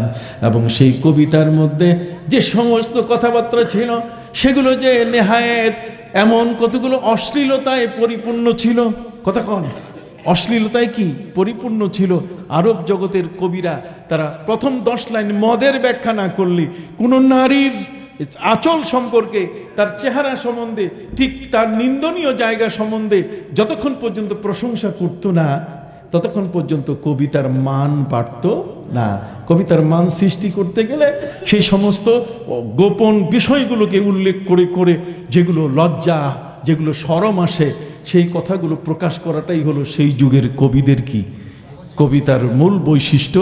এবং সেই বৈশিষ্ট্যটা, এটা প্রথম 10 লাইনের মধ্যে ফুটে না তুললে তাদের কবিতা পূর্ণাঙ্গ হতো না, এই কবিতাটার মধ্যে পূর্ণতা আসতো না। সম্মানিত সুধী, সেই যুগের যিনি কবি সম্রাট ছিলেন, তিনি হলেন হাসান বিন সাবিত রাদিয়াল্লাহু তাআলা আনহু। নবীর যুগ পাওয়ার পরে যখন তিনি ইসলাম গ্রহণ করে কোরআন তেলাওয়াত করা শুরু করলেন, তখন তিনি বললেন যে আমার পূর্ব যুগের যে সময় আমি কবি সম্রাট ছিলাম, আমি কবি সম্রাট ছিলাম একটা ভুয়া কবি সম্রাট। তার মানে কোরআনের কাছে আমার কবিতার কোনো মূল্য নাই। প্রিয় নবী সাল্লাল্লাহু আলাইহি ওয়াসাল্লাম যখন তাকে আরবের মানুষেরা কবিতা দিয়ে ব্যঙ্গ করত, কবিতা দিয়ে নবীকে যখন সমালোচনা করত, তখন হযরত হাসান বিন সাবিত রাদিয়াল্লাহু তাআলা তিনি বলতেন, হুজুর 14 গোষ্ঠী, তার মানে এর উপরে যা আসে তাদের পুরা বংশের ইতিহাস আমার জানা আছে। অতএব আমি মদিনার মসজিদে নববীতে বসে আমি তাদের উত্তর দিব। কবিতার উত্তর কি? কবিতা দিয়ে। বলেন না, কবিতার উত্তর কি দিয়া? কবিতার উত্তর কবিতা দিয়ে যখন তিনি দেওয়া শুরু করলেন, তখন নবীজি দেখলেন চমৎকার সে উত্তর দিচ্ছে। নবী করিম সাল্লাল্লাহু আলাইহি ওয়াসাল্লাম তার জন্য একটা মিম্বার তৈরি করে দিলেন, একটা উঁচু জায়গা তৈরি করে দিলেন, যে তুমি উঁচু জায়গায় দাঁড়িয়ে। একটা মানুষ যখন নিচু জায়গায় বসা থাকে তখন তার মনে থাকে নিচুতা, আর যখন একটু উপরে উঠে তখন তার মনের মধ্যে একটা ঊর্ধ্ব বড় ধরনের একটা সাহসের ভাব চলে আসে। কথা বুঝেন নাই? এই জন্য মিম্বার মানে উপরে দাঁড়িয়ে উপরে বসার একটা জায়গা। হযরত হাসান বিন সাবিত রাদিয়াল্লাহু তাআলা সেই মিম্বারে দাঁড়িয়ে যখন তাদের প্রতিবাদ করতেন, নবীজি শুনে শুনে তিনি তখন আল্লাহর কাছে বলতেন, আল্লাহুম্মা আইয়িদহু বিরূহিল কুদুস, আল্লাহ রূহুল কুদুস দিয়ে তুমি তাকে সাহায্য করো। তাহলে এখানেও কিন্তু রূহ শব্দ আছে। এখানেও শব্দ কি? এতক্ষণ যা বললাম ওই একটা শব্দ বুঝাবার জন্য, কথা কর না। রূহ শব্দ, আল্লাহুম্মা আইয়িদহু বিরূহিল কুদুস, তার মানে জিবরাইল দিয়ে তুমি কি করো? সাহায্য করো। তাহলে এই রূহটা কোরআনে বিভিন্নভাবে বিভিন্ন অর্থে ব্যবহৃত হয়েছে। আপনি যদি সবগুলো এক অর্থে ব্যবহার করেন তাও তো হবে না। সম্মানিত সুধী, সেই রূহটা কোথায়? এই রূহটা, যে রূহটা না থাকলে আমার চোখ চলে না, আমার কান অচল হয়ে যায়, আমার অঙ্গ প্রত্যঙ্গ অচল হয়ে যায়, আমি সচল থাকি না, সঞ্চালন ক্ষমতা আমার নষ্ট হয়ে যায়, আমার মধ্যে কোনো প্রকার কোনো শক্তি বলতে গেলে কিছু থাকে না। সে রূহটা কি জিনিস? আল্লাহ বলছেন, ওয়ায়াসআলুনাকা আনির রূহ কুলির রূহু মিন আমরি রাব্বি। এটা হচ্ছে আল্লাহর একটা কি হুকুম। জোরে বলেন সুবহানাল্লাহ। এখন আল্লাহর হুকুমটার এটা শরীর আছে কিনা, দেহ আছে কিনা? যে রূহটা আমার দেহের মধ্যে আছে, মৃত্যুর সময় ফিরিস্তা এসে আমার রূহটা বের করে হাতের মুষ্টিতে নিয়ে নিবে। যদি নেককার হয় কোনো ব্যক্তি, তাহলে সুগন্ধিযুক্ত কাপড়ে পেঁচিয়ে তাকে আল্লাহর জান্নাতে নিয়ে যাবে। কথা কন না? আর যদি এমনটা হয় পৃথিবীতে ভালো কাজ করে নাই সে, তাহলে এই রূহটাকে ধরে যত গলা পুজ আছে, রক্ত পুজ যা আছে, দুর্গন্ধযুক্ত কাপড়ের মধ্যে সেটাকে পেঁচাইয়া এরপরে সিজ্জিনে নিয়ে যাবে। হয়তো ইল্লিন আর না হলে কি সিজ্জিন। বলেন না, হয়তো ইল্লিন আর না হলে কি সিজ্জিন। তাহলে সেই রূহটার পরিচয় আপনার লাগবে না? আবার বলেন লাগবে কিনা? এই জন্যে হযরতে মুআয ইবনে জাবাল রাদিয়াল্লাহু তাআলা আনহু তিনি রাজপুত্রকে পাঠাইছিলেন যে এর হাট তো খুব শক্ত, রাজ পরিবারের ঘাড় বড় মোটা, কতক্ষণ না ঘাড় কি মোটা, তো কাজে মোটা ঘাড়ে নরম করতে গেলে, কতক্ষণ না মোটা অন্তরকে নরম করতে গেলে ঠিক এমন এক ফ্যাক্টরিতে তাকে পাঠাতে হবে যেখানে গিয়ে সে তার জীবনের সব কিছুতেই সে অবনত হওয়ার মানসিকতা অর্জন করবে। এই লোকটি নবী করিম সাল্লাল্লাহু আলাইহি ওয়াসাল্লামের এখানে দরবারে যখন আসতেছিলেন, তখন এই রাজপুত্র নবীর হাতে ইসলাম গ্রহণ করার জন্য নয়, মুআয ইবনে জাবালের কাছে ইসলাম গ্রহণ করেছে, নবীর দরবারে নবীর সাথে সাক্ষাৎ করার জন্য আসতেছে। নবী করিম সাল্লাল্লাহু আলাইহি ওয়াসাল্লাম তিনি দেখলেন যে সে তো আমার একজন মেহমান, যদিও সে কালেমা পড়েছে কিন্তু সে তো ইয়েমেনের রাষ্ট্রপ্রধানের একটি পুত্র, যুবরাজ। এই জন্য নবী করিম সাল্লাল্লাহু আলাইহি ওয়াসাল্লাম তিনি তার মদিনা মুনাওয়ারার মসজিদে নববীতে থাকেন নাই, তিনি সেখান থেকে তাকে সম্বর্ধনা দেওয়ার জন্য ওই যে চলে গিয়েছিলেন সানিয়াতুল বিদা। তালা আল বদরু আলাইনা মিন সানিয়াতিল বিদা ওয়াজাবা শুকরু আলাইনা মা দা লিল্লাহি দা। নবী করিম সাল্লাল্লাহু আলাইহি ওয়াসাল্লাম তাকে সম্বর্ধনা দেওয়ার জন্য, দেখেন উম্মতের প্রতি নবীর কত দরদ, যে উম্মত তার কাছে আসতেছে সেই উম্মতকে আগায় নেওয়ার জন্য নবী করিম সাল্লাল্লাহু আলাইহি ওয়াসাল্লাম তার মদিনার নিজের ঘর ছেড়ে চলে গেছিলেন প্রায় 2 থেকে 3 কিলোমিটার দূরে সানিয়াতুল বেদায়। বলবেন হুজুর সানিয়াতুল বেদা কি জিনিস? আপনি বুঝেন আমার ওয়াজ না বুঝেন না? সানিয়াতুল বেদা হলো, আপনি দেখবেন প্রত্যেকটা শহরের ভিতরে, প্রত্যেকটা শহরের মধ্যে কিছু জায়গা আছে যেই জায়গাটা ওই শহরের জন্য শহর পানা, শহর রক্ষা করার জন্য। একটু আগায় আসেন জিকিরের সাথে সাথে, লা ইলাহা ইল্লাল্লাহ, লা ইলাহা ইল্লাল্লাহ। শেষ তো হয়ে গেছে,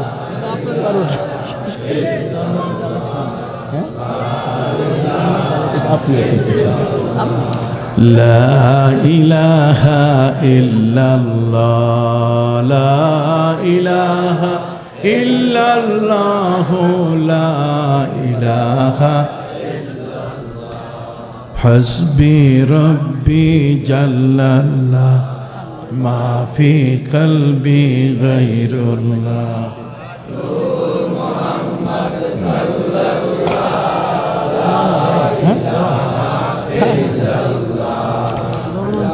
লা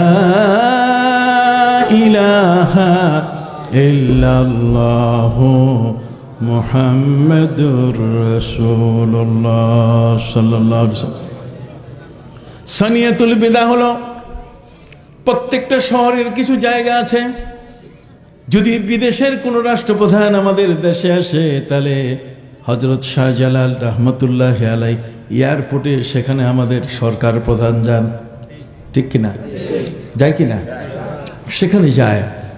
মদিনা মুনাওয়ারার মধ্যে বাইরে থেকে যখন কোনো মেহমান আসে, তখন সেই মেহমানকে রিসিভ করা এবং মেহমানকে বিদায় দেওয়ার জন্য যে জায়গাটা, সেটার নাম কি? সানিয়া। নাম কি? সানিয়া। বেদা শব্দের অর্থ বিদায়। মদিনায় মেহমান খেয়ে তারপর যার বাড়িতে থাকবে তিনি ওই সানিয়াতুল বেদাতে গিয়ে ওই জায়গাতে গিয়ে তাকে বলেন সালাম সালাম, আপনি এখন যান। কি বলেন, ঠিক কিনা? যেখান থেকে রিসিভ করা হয় মেহমানকে আর যে জায়গা থেকে বিদায় দেওয়া হয়, ওই জায়গাটার নাম কি? সানিয়াতুল বেদা। এই জন্য মদিনায় আমার নবী যখন যাচ্ছিলেন হিজরত করে, মক্কার নির্যাতনের এই সময়ে নবীজি যখন বাধ্য হলেন মদিনায় হিজরত করতে, মদিনায় হিজরত করতে গিয়ে নবীজি আসতেছেন, কোন পথে আসবেন এই পথটা সম্পর্কে ইহুদি খ্রিস্টানরা বড় তৎপর ছিল। তারা দেখেছে যদি কোনো মেহমান সানিয়াতুল বেদা এই ফটকটা বাদ দিয়ে যদি অন্য কোনো ফটক ব্যবহার করে, আছে না অন্য জায়গা থেকে আসে, সে ঢাকায় ঢুকলো কিন্তু এয়ারপোর্ট হয়ে ঢুকলো না, সে ঢুকছে হয়েছে অন্য কোনো দিক থেকে, তাহলে তারা তাকে গুপ্তচর মনে করে হত্যা করে। অতএব যে কোনো মেহমানকে যদি সাহস থাকে বুকে এবং তার যদি বৈধতা থাকে, তাহলে সে মদিনায় প্রবেশ করবে সানিয়াতুল বেদা দিয়ে। এটা ছিল ওই সময় মদিনার আইন। কথা বুঝতে পারছেন? নবীজি হিজরত করে মদিনায় প্রবেশ করছেন, তখন এখানে শত্রুরা, সবচেয়ে বড় শত্রু হলো ইহুদি। ইহুদিদের বাস হলো কোথায়? মদিনায়। খ্রিস্টানের বাস হলো কি? মদিনায়। বনু ইসহাক বনু ইসহাক গোত্রের যে সন্তানরা তারা কিন্তু পরম্পরায় বাস করতেছে কোথায়? মদিনায়। কাজে এটা একটা ভয়ঙ্কর জায়গা। নবী কাফেরদের মাঝখানে ছিলেন, আর সেখান থেকে আরো একটা ভয়ঙ্কর জায়গায় তার হিজরত হলো, যে জায়গাটা হচ্ছে কি? ইহুদি। যে ইহুদির উপরে আল্লাহ তাআলা গজব নাজিল করছেন, ফাবাউ বিগাদাবিন মিনাল্লাহ, আল্লাহর গজবের উপরে তারা কিয়ামত পর্যন্ত থাকবে। আল্লাহর কাছে আমাদের মাপ চাইতে আল্লাহ বলছেন গায়রিল মাগদুবি আলাইহিম ওয়ালাদ-দাল্লিন। এই অভিশপ্ত ইহুদি আর পথভ্রষ্ট খ্রিস্টানের হাত থেকে তুমি আল্লাহ আমাদেরকে বাঁচাও। সুবহানাল্লাহ বলেন। এটা সূরা ফাতিহার মধ্যে আল্লাহ শিখাই দিয়েছেন। আমরা তো অর্থ বুঝি না, খালি পড়ে যাই। কিন্তু গায়রিল মাগদুবি আলাইহিম ওয়ালাদ-দাল্লিন বলতে গেলে আল্লাহ বলে দিয়েছেন তোমরা আমার কাছে প্রার্থনা করো যে আল্লাহ অভিশপ্ত ইহুদি আর পথভ্রষ্ট খ্রিস্টানের হাত থেকে তুমি আমাদেরকে রক্ষা করো। এই জন্য কোন অবস্থায় খ্রিস্টান আমার ভাই না, কোন অবস্থায় ইহুদি আমার ভাই না। লা ইয়াত্তাখিযুল মুমিনুনাল কাফিরিনা আউলিয়া মিন দুনিল মুমিনিন। ঈমানদার ব্যক্তি ঈমানদারের ভাই। ইন্নামাল মুমিনুনা ইখওয়া ফাসলিহু বাইনা আখওয়াইকুম। মুসলমানরা তোমাদের ভাই ভাই, অতএব তাদের মধ্যে কোনো ঝগড়া হলে তোমরা সুন্দরভাবে সেটা মিটাই দেওয়ার ব্যবস্থা করো। কিন্তু মুসলমান ছাড়া, ঈমানদার ব্যক্তি ছাড়া কোনো মুসলমান এই পৃথিবীর অন্য কাউকে সে ভাই বলে আখ্যায়িত করতে পারে না। একমাত্র উখুওয়াত জন্ম দিয়েছে ইসলাম। ইসলামেই মাত্র পৃথিবীতে এই শব্দটা জন্ম দিয়েছে। এর আগে ভাই শব্দ ছিল না। ওরা শত্রু মনে করতো মানুষকে, ভাই মনে করতো না। এই ভাই শব্দটার জন্ম দিয়েছে কে? ইসলাম। উখুওয়াতের সব অর্থ হচ্ছে ইখওয়া। ইখওয়া শব্দের অর্থ হচ্ছে ভাইয়াচারী, ভাইয়ালি সম্পর্ক। কথা বুঝতে পারছেন? অতএব সম্মানিত সুধী, নবীজি আসতেছেন মক্কা আল মুকাররমা থেকে মদিনায় হিজরত করে। এই খবরটা পৌঁছে গেছে মদিনায়। সেখানে যারা নবীর ভক্ত ছিলেন তারা নবীর নামে 18 লাইনের কবিতা রচনা করে ছোট ছোট বাচ্চাগুলোকে আগের থেকে ট্রেনিং দেওয়া শুরু করলেন। আর ছোট্ট শিশুরা ট্রেনিং নিচ্ছে। তালাল বাদরু আলাইনা মিন সানিয়াতিল বিদা ওয়াজাবাশ শুকরু আলাইনা মাদআ লিল্লাহি দা। তালাল বাদরু আলাইনা মিন সানিয়াতিল বাদা ওয়াজাবাশ শুকরু আলাইনা মাদআ লিল্লাহি দা। এখানে দেখেন প্রথম লাইনেই বলা হয়েছে তলা আল বদর আলাইনা মিন সানিয়াতিল বেদা। ওই যে সানিয়াতুল বেদা, যেখানে মেহমান রিসিভ করে আর যেখানে মেহমানকে কি করে? বিদায় দেয়। কথা কন না? মেহমানের আগমন, মেহমানের গমন যেখানে ঘটে, কথা কন না? গমন আর আগমন যেখানে ডিপার্চার হয়, যেখানে অ্যারাইভেল হয়, কথা কন না? ঠিক এমন একটা জায়গা, এটার নাম হলো সানিয়াতুল বেদা। তারা জানেন আমার নবী সাহসী নবী, আমার নবী কোনোদিন গুপ্তচরের মতো অন্য কোনো পথ দিয়ে মদিনায় ঢুকবেন না। তিনি সিংহের মতো সানিয়াতুল বেদা দিয়ে প্রবেশ করবেন। এই জন্য তারা আগের থেকেই কবিতায় লিখে ফেলছে, শিক্ষা দিয়েছে যে নবী ঢুকতেছেন। তালা আল বদর আলাইনা, আমাদের জন্য সেই পূর্ণিমার চাঁদ উদিত হয়েছে। তালাল বদর আলাইনা মিন সানিয়াতিল বাদা ওয়াজাবাশ শুকরু আলাইনা মাদআ লিল্লাহি দা। তার মানে আমাদের কৃতজ্ঞতা করা এখন আবশ্যক হয়েছে যে নবী এত কষ্ট করে তিনি আমাদের দেশে এসেছেন। সুবহানাল্লাহ বলেন। এবং তার অন্য কোনো উদ্দেশ্য নয় এখানে এসে তার আত্মগোপন করা নয়, তার উদ্দেশ্য হচ্ছে মাদআ লিল্লাহি দা। তিনি কারো জন্য আহ্বান করেন না কাউকে, একমাত্র মানুষগুলোকে আহ্বান করেন আল্লাহর দিকে। সুবহানাল্লাহ বলেন। অতএব সম্মানিত শুধু এই সানিয়াতুল বেদায় আমার নবী আসা শুরু করলেন।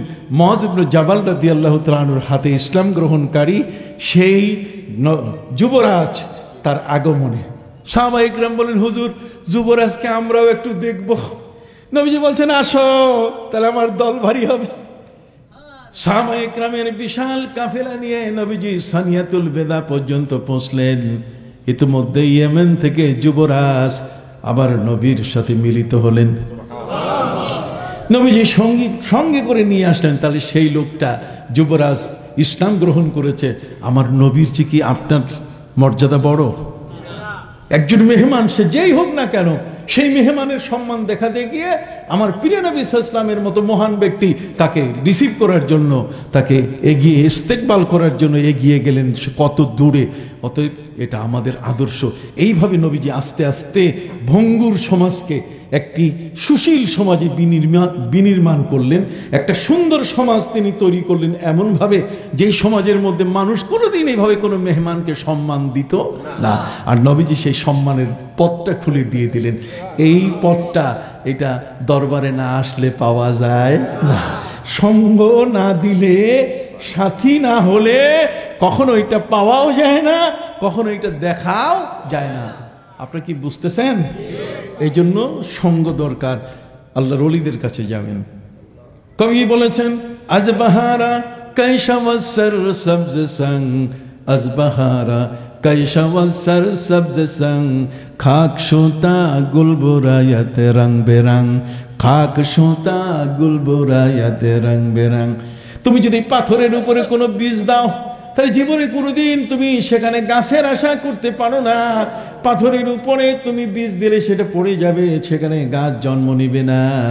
তুমি যদি মাটির উপরে বীজ দাও, তাহলে মাটির সাথে তোমার মিশে যাওয়া হয়ে গেলে তখন সেই মাটির ভিতর থেকে অঙ্কুরিত তুমি সজীব শস্য শ্যামলায় পরিপূর্ণ একটি গাছে পরিণত হয়ে বের হতে পারবে। সুবহানাল্লাহ, তুমি অঙ্কুরিত হতে পারবে। কথা বুঝতে হবে। আজবাহারা কাইশাওয়াসার সবজসাং, খাক শো, খাক মানে মাটি, খাকি জামা তার মানে মাটির রঙের জামা।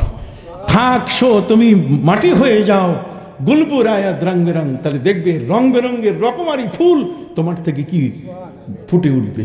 সুবহানাল্লাহ বলেন, কি চমৎকার কথা।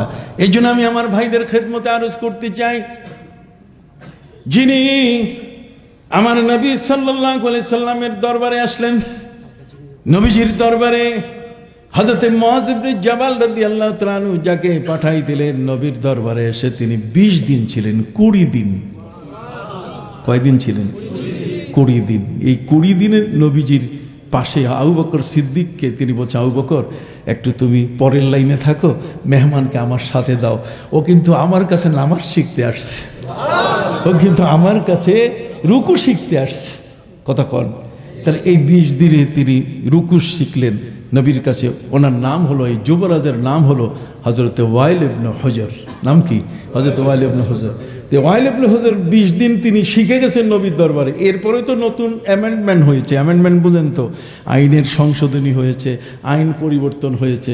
এই যুবরাজকে নিয়েই এই সমস্ত আহলে হাদিসের খেলা। কথা কন না, আহলে হাদিসরা এই যুবরাজকে নিয়েই তারা আমাদের সাথে খেলা করে। কথা বুঝতে পারছেন? সম্মানিত সুধী, হযরতে ওয়াইল ইবনে হুজর মানে যুবরাজ, প্রিন্স, নবী করিম সাল্লাল্লাহু আলাইহি সাল্লামের দরবারে আসার পরে হযরত আবু বকর সিদ্দিকের আসনে নবীজি তাকে বসাই দিয়েছেন। তার অর্থ হলো সে আমার কাছে শিখতে এসছে, সে আমার কাছে রুকু শিখবে, সে আমার কাছে কি শিখবে। ঠিক এমনি করে কবিলায় মুদার, ওই যে মাঝখানের গ্রামটা থাকার কারণে হযরত জিমাম ইবনে সালাবা রাদিয়াল্লাহু তাআলা আনহুর নাম আমি পূর্বে বলেছিলাম আপনাদেরকে, যিনি বলছেন ওই গ্রামটা থাকার কারণে নবী আপনার কাছে আমরা আসতে ভয় পাইতাম।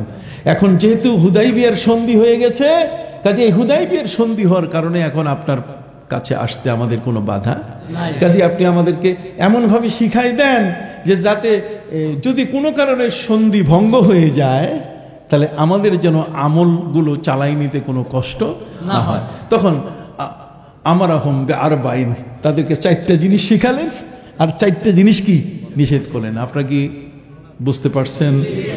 এই 4টা জিনিস নবীজি তাদেরকে শিখালেন। নামাজ পড়বে, রোজা রাখবে, হজ করবে, জাকাত দিবে ইত্যাদি। আর মদ খাবে না।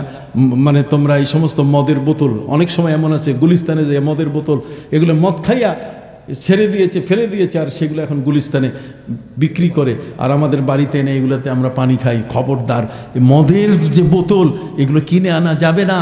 মদের পাত্র কোনোদিন ঘরে রাখা যাবে না। যে পাত্রটা সেটা যতই রূপ হোক, যতই সুন্দর হোক, যতই ধরনের এটা তার ভিতরে কি বলে সৌন্দর্য থাকুক না কেন, যত স্টাইলেই সেটা আঁকুক না কেন, আসে না অনেক আঁকা বাঁকা ইত্যাদি, এগুলো নিয়ে ঘরে নিয়ে আসে। আসলে এটাতে কি ছিল? মদ ছিল। কাজে এই মদ যেটাতে রাখা হয়েছে এমন জিনিস ঘরে আনা যাবে না। নবী করিম সাল্লাল্লাহু আলাইহি ওয়াসাল্লাম বলছে এগুলোকে ভেঙে ফেলবে, এগুলো রাখবে না। মদের যত পাত্র আছে সব পাত্রগুলোকে কি ভেঙে।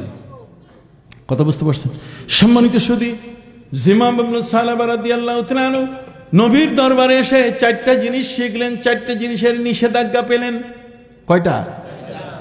এরপরে তিনি নিজের বাড়িতে গেলেন। বাড়িতে যাওয়ার পরে নবীর সোহবত যে লোকটা পেয়েছে সে কি নামাজ কাজা করে? সে কি রোজা বাদ দিবে?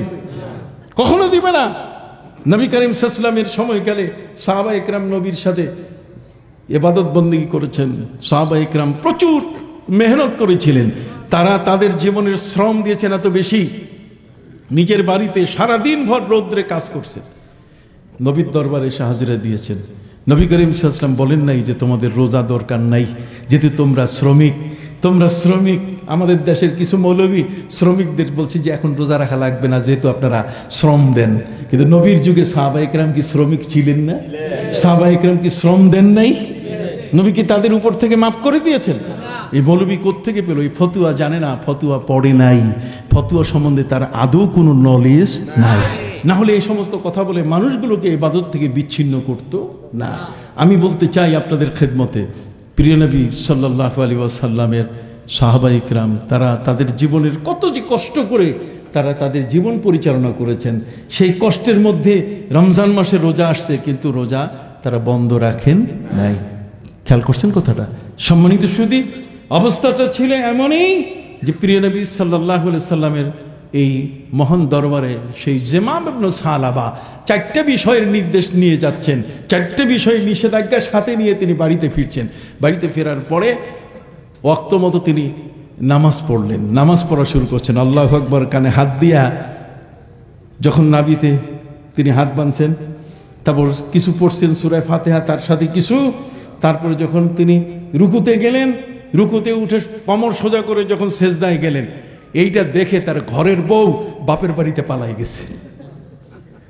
এই এতক্ষণ ওয়াজের উদ্দেশ্য খালি একটা জিনিস আপনাকে বোঝানো, কথা বুঝেন নাই? নবীর কাছে রুকু সেজদা শিকার পরে নিজের বাড়িতে গিয়ে যখন তিনি রুকু সেজদা নামাজ পড়া শুরু করলেন, তখন তার নামাজের এই অবস্থা দেখে ঘরের বউ পালাই গেছে। কোথায়? বউয়ের বাপের বাড়ি। তার মানে জিমাম ইবনে সালাবা রাদিয়াল্লাহু তাআলার শ্বশুর বাড়িতে বউ কি পালিয়ে গেছে। সম্মানিত সুধী, বউ পালিয়ে গেছে। তিনি বউ পালিয়ে যাওয়ার ব্যবস্থাটা তিনি অবাক হয়ে গেলেন যে আমার এই অবস্থা দেখে বউ পালাই গেল, কি হলো ঘটনা? আমি তো নবীর দরবারে গেছি। বউ বাবার বাড়িতে পৌঁছে বাবাকে বলছে, বাবা তোমার জামাই পাগল হয়ে গেছে। কই কেমনি পাগল হয়ে গেছে বলো তো? কই এরকম করে হাত উঠায়, আবার এখানে বাঁধে, আবার কখনো মাথা কোমর সোজা করে, আবার উঠায় কোমর সোজা করে, আমার মাটিতে ধপ করে পড়ে, তোমার জামাই পাগল হয়ে গেছে। কথা বোঝেন নাই? জামাই কি? বাবা বলছে, মা কি বলছো তুমি? এই কাজগুলো তো কোনো পাগলের কাজ না, এই কাজগুলো হচ্ছে পৃথিবীর শ্রেষ্ঠ মানুষের কাজ। পৃথিবীর সবচেয়ে বড় শ্রেষ্ঠ যে মানুষটা, সুবহানাল্লাহ বলেন, পৃথিবীর সবচেয়ে বড় যে মানুষটা আল্লাহর কাছে সেজদা করে, রুকু করে, এর চেয়ে ভালো মানুষ কেউ আছে? কথা বলেন।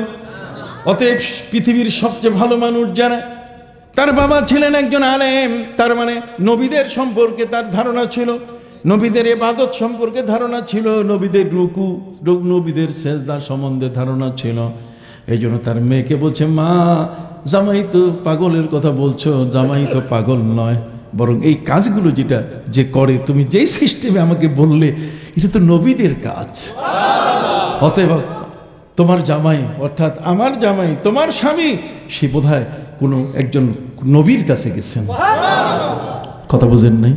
এই জন্য প্র্যাকটিক্যাল যদি না আসে, নবী করিম সাল্লাল্লাহু আলাইহি ওয়াসাল্লাম বলছেন, লা তাত্তাখিযু বুয়ুতাকুম কুবুরা, খবরদার তোমাদের বাড়িগুলোকে কবরস্থান বানাইও না।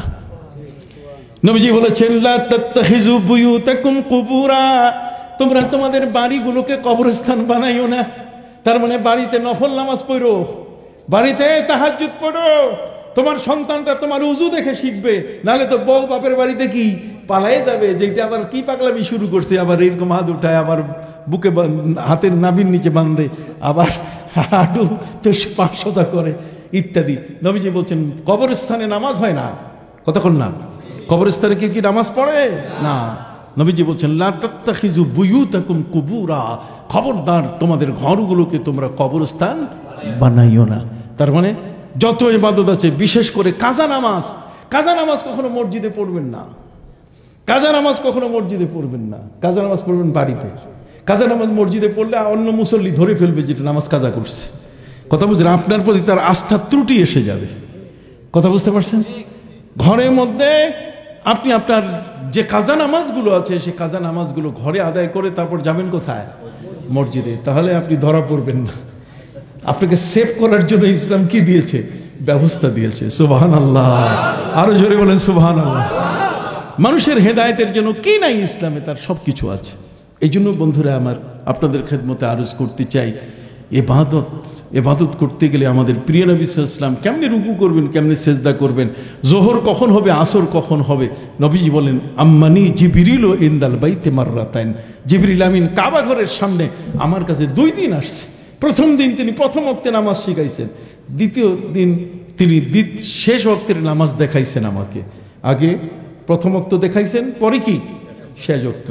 ঠিক অনুরূপভাবে রুকু সেজদা ইত্যাদি এর স্পেশাল ট্রেনিং হয়েছে। অতএব আমরা যারা এখানে আছি, আমাদের জীবনটাকে সুন্দর করার জন্য আমাদের এই ধরনের ট্রেনিং প্রয়োজন আছে কিনা? এই জন্য আল্লাহর ওলিদের দরবার হচ্ছে এটার একেবারে পরিষ্কার একটা পবিত্র জায়গা। আপনি অন্যখানে যাবেন, আপনি দিশা পাবেন না যে বুকে না মাঝখানে না কোনখানে। কথা বুঝেন না? আপনি দিশাই পাবেন না। হযরত উমরে ফারুকের মতো ব্যক্তি, তিনি ছিলেন 31 লক্ষ বর্গ মাইলের শাসক। সেই শাসক হযরত উমর, তিনি আব্দুর রহমান ইবনে আওফকে বললেন যে তুমি এতক্ষণ নীতি কথা কইলা যে বাচ্চা রাত্রে কাঁদছে, এটা দেখবে কে? মা। জোরে বলেন, কে দেখবে? হযরত উমর বলছেন এটা নীতি কথা নয়, বরং এটা হলো এমন, এই বাচ্চারা আমার আইনের কারণে, মহিলা পর্দার ভিতর থেকে বলছে কে তুমি, 3-3 আমার ঘুম নষ্ট করেছো, আমি বের হই তোমাকে দেখব। হযরত ওমর বলছেন না, বের হওয়া লাগবে না মারে, আর তোমাকে ডিস্টার্ব করব না, বলো তো তোমার শিশুটা 3 কেঁদেছে কেন? তখন মা বলে উঠল যে আমার দেশের রাষ্ট্রপ্রধান হলে উমর। রাষ্ট্রপ্রধান হলেন কে? উমর। উমর আইন করেছে যে বাচ্চার যদি দুধ ছাড়ে তাহলে রাষ্ট্রের পক্ষ থেকে তাকে ভিজিএফ কার্ড দেওয়া হবে, তাকে রাষ্ট্রের সবকিছু দেওয়া হবে। ইসলামের আইন, ইসলামের কি এই সূক্ষ্ম পাবে কোথায়? এরা তো আছে নাট্যমঞ্চ এখন বানায় ফেলছে ওয়াজের মাহফিলগুলোকে। গান কোথায়, কি সিনেমা, এই সব কথা তাদের মুখে। দুঃখজনক ঘটনা, এগুলো হওয়া উচিত নয়, এটার ফিল্ড আলাদা। কিন্তু এতগুলো মানুষ আপনারা এসছেন এখানে নাচ গান করার জন্য, আমি আসছি এটা তো না। সারসিনা দরবারকে আপনি কখনো এমন পাবেন না, সারসিনা দরবারের কোন আলেমকে আপনি এমন নর্তকী করতে দেখবেন না। এটাই ডিফারেন্স, হক এবং বাতিলের কি ডিফারেন্স, এটাই ডিফারেন্স। এখানে আসলে আপনি দেখবেন শুধু কোরআন হাদিসের আলোচনা পাবেন, শিক্ষণীয় বিষয় পাবেন, এর বাইরে আপনি কিছুই পাবেন না। হাজার চেষ্টা করলো একটা গান মুখ থেকে বের করতে পারবেন না। আমরা গান শুনিও না, গানের নাটক দেখিও না, কোন সিনেমা এটাও দেখি না, কে পৃথিবীর সর্বশ্রেষ্ঠ সুন্দরী এটাও আমাদেরকে দেখার সুযোগ নাই। যতক্ষণ দেখবো ততক্ষণ তসবিহ পড়বো, যতক্ষণ দেখবো ততক্ষণ সেজদায় থাকবো। কি বলেন, ঠিক না? ওই নষ্টামিতে যাওয়ার আমাদের কোনো সুযোগ নাই। আপনি কথা বুঝতে পারছেন? আল্লাহ বলছেন ওয়াল ওয়ালিদাতু ইউরদিনা আওলাদাহুন্না হাওলাইনি কামিলাইন। বাচ্চা মায়ের বুকের দুধে অধিকার রাখে কতদিন? মা যদি দুধ পান না করান, নবীজি বলছেন তাকে সেনাবাহিনীতে নেওয়া যাবে না। সাহাবায়ে কেরাম প্রশ্ন করেছেন, ইয়া রাসূলুল্লাহ, ইয়া হাবিবাল্লাহ, মায়ের দুধ যে শিশুটি পান করে নাই, সেই শিশুটিকে সেনাবাহিনীতে নেওয়া যাবে না, কারণটা কি? নবীজি বলেন, শোনো সাহাবীরা শোনো, এই শিশুটি যুদ্ধের ময়দানে যখন বড় হয়ে যুবক হয়ে যাবে, একটি ঘোড়ার পিঠে চড়ে যখন প্রতিপক্ষের সাথে হামলা শুরু হয়ে যাবে, প্রতিযোগিতা মল্লযুদ্ধ যখন শুরু হয়ে যাবে, এই মল্লযুদ্ধের মধ্যে, সম্মুখ যুদ্ধের মধ্যে, তখন তার ঘোড়াটা তাকে সেভ করার জন্য কখনো লাফাই উঠবে, কখনো ডান দিকে তাকে নিবে, বাম দিকে। যদি সে মায়ের বুকের দুধ না খায় তাহলে তার কোমরের শক্তি থাকবে না, বরং একবার যদি ওই ঘোড়াটি যদি কোনো কারণে লাফায় তাহলে ঘোড়ার পিঠ থেকে সে চটকে পড়ে যাবে, অতএব পড়ে গেলে সে পরাজিত হয়ে যাবে। অতএব পরাজয় বরণ করার জন্য যেহেতু তার কোমরের মধ্যে ঘোড়ার পিঠে থাকার মতো চেপে ওই মুহূর্তে টিকে থাকার মতো শক্তি নাই, আর না হওয়ার পেছনে কারণ হলো সে মায়ের বুকের দুধ পান করে নাই। ওয়াহুয়া ইউদাসিরুহু, এটা হাদিসের শব্দ। ওয়াহুয়া ইউদাসিরুহু শরহমানিল আসার,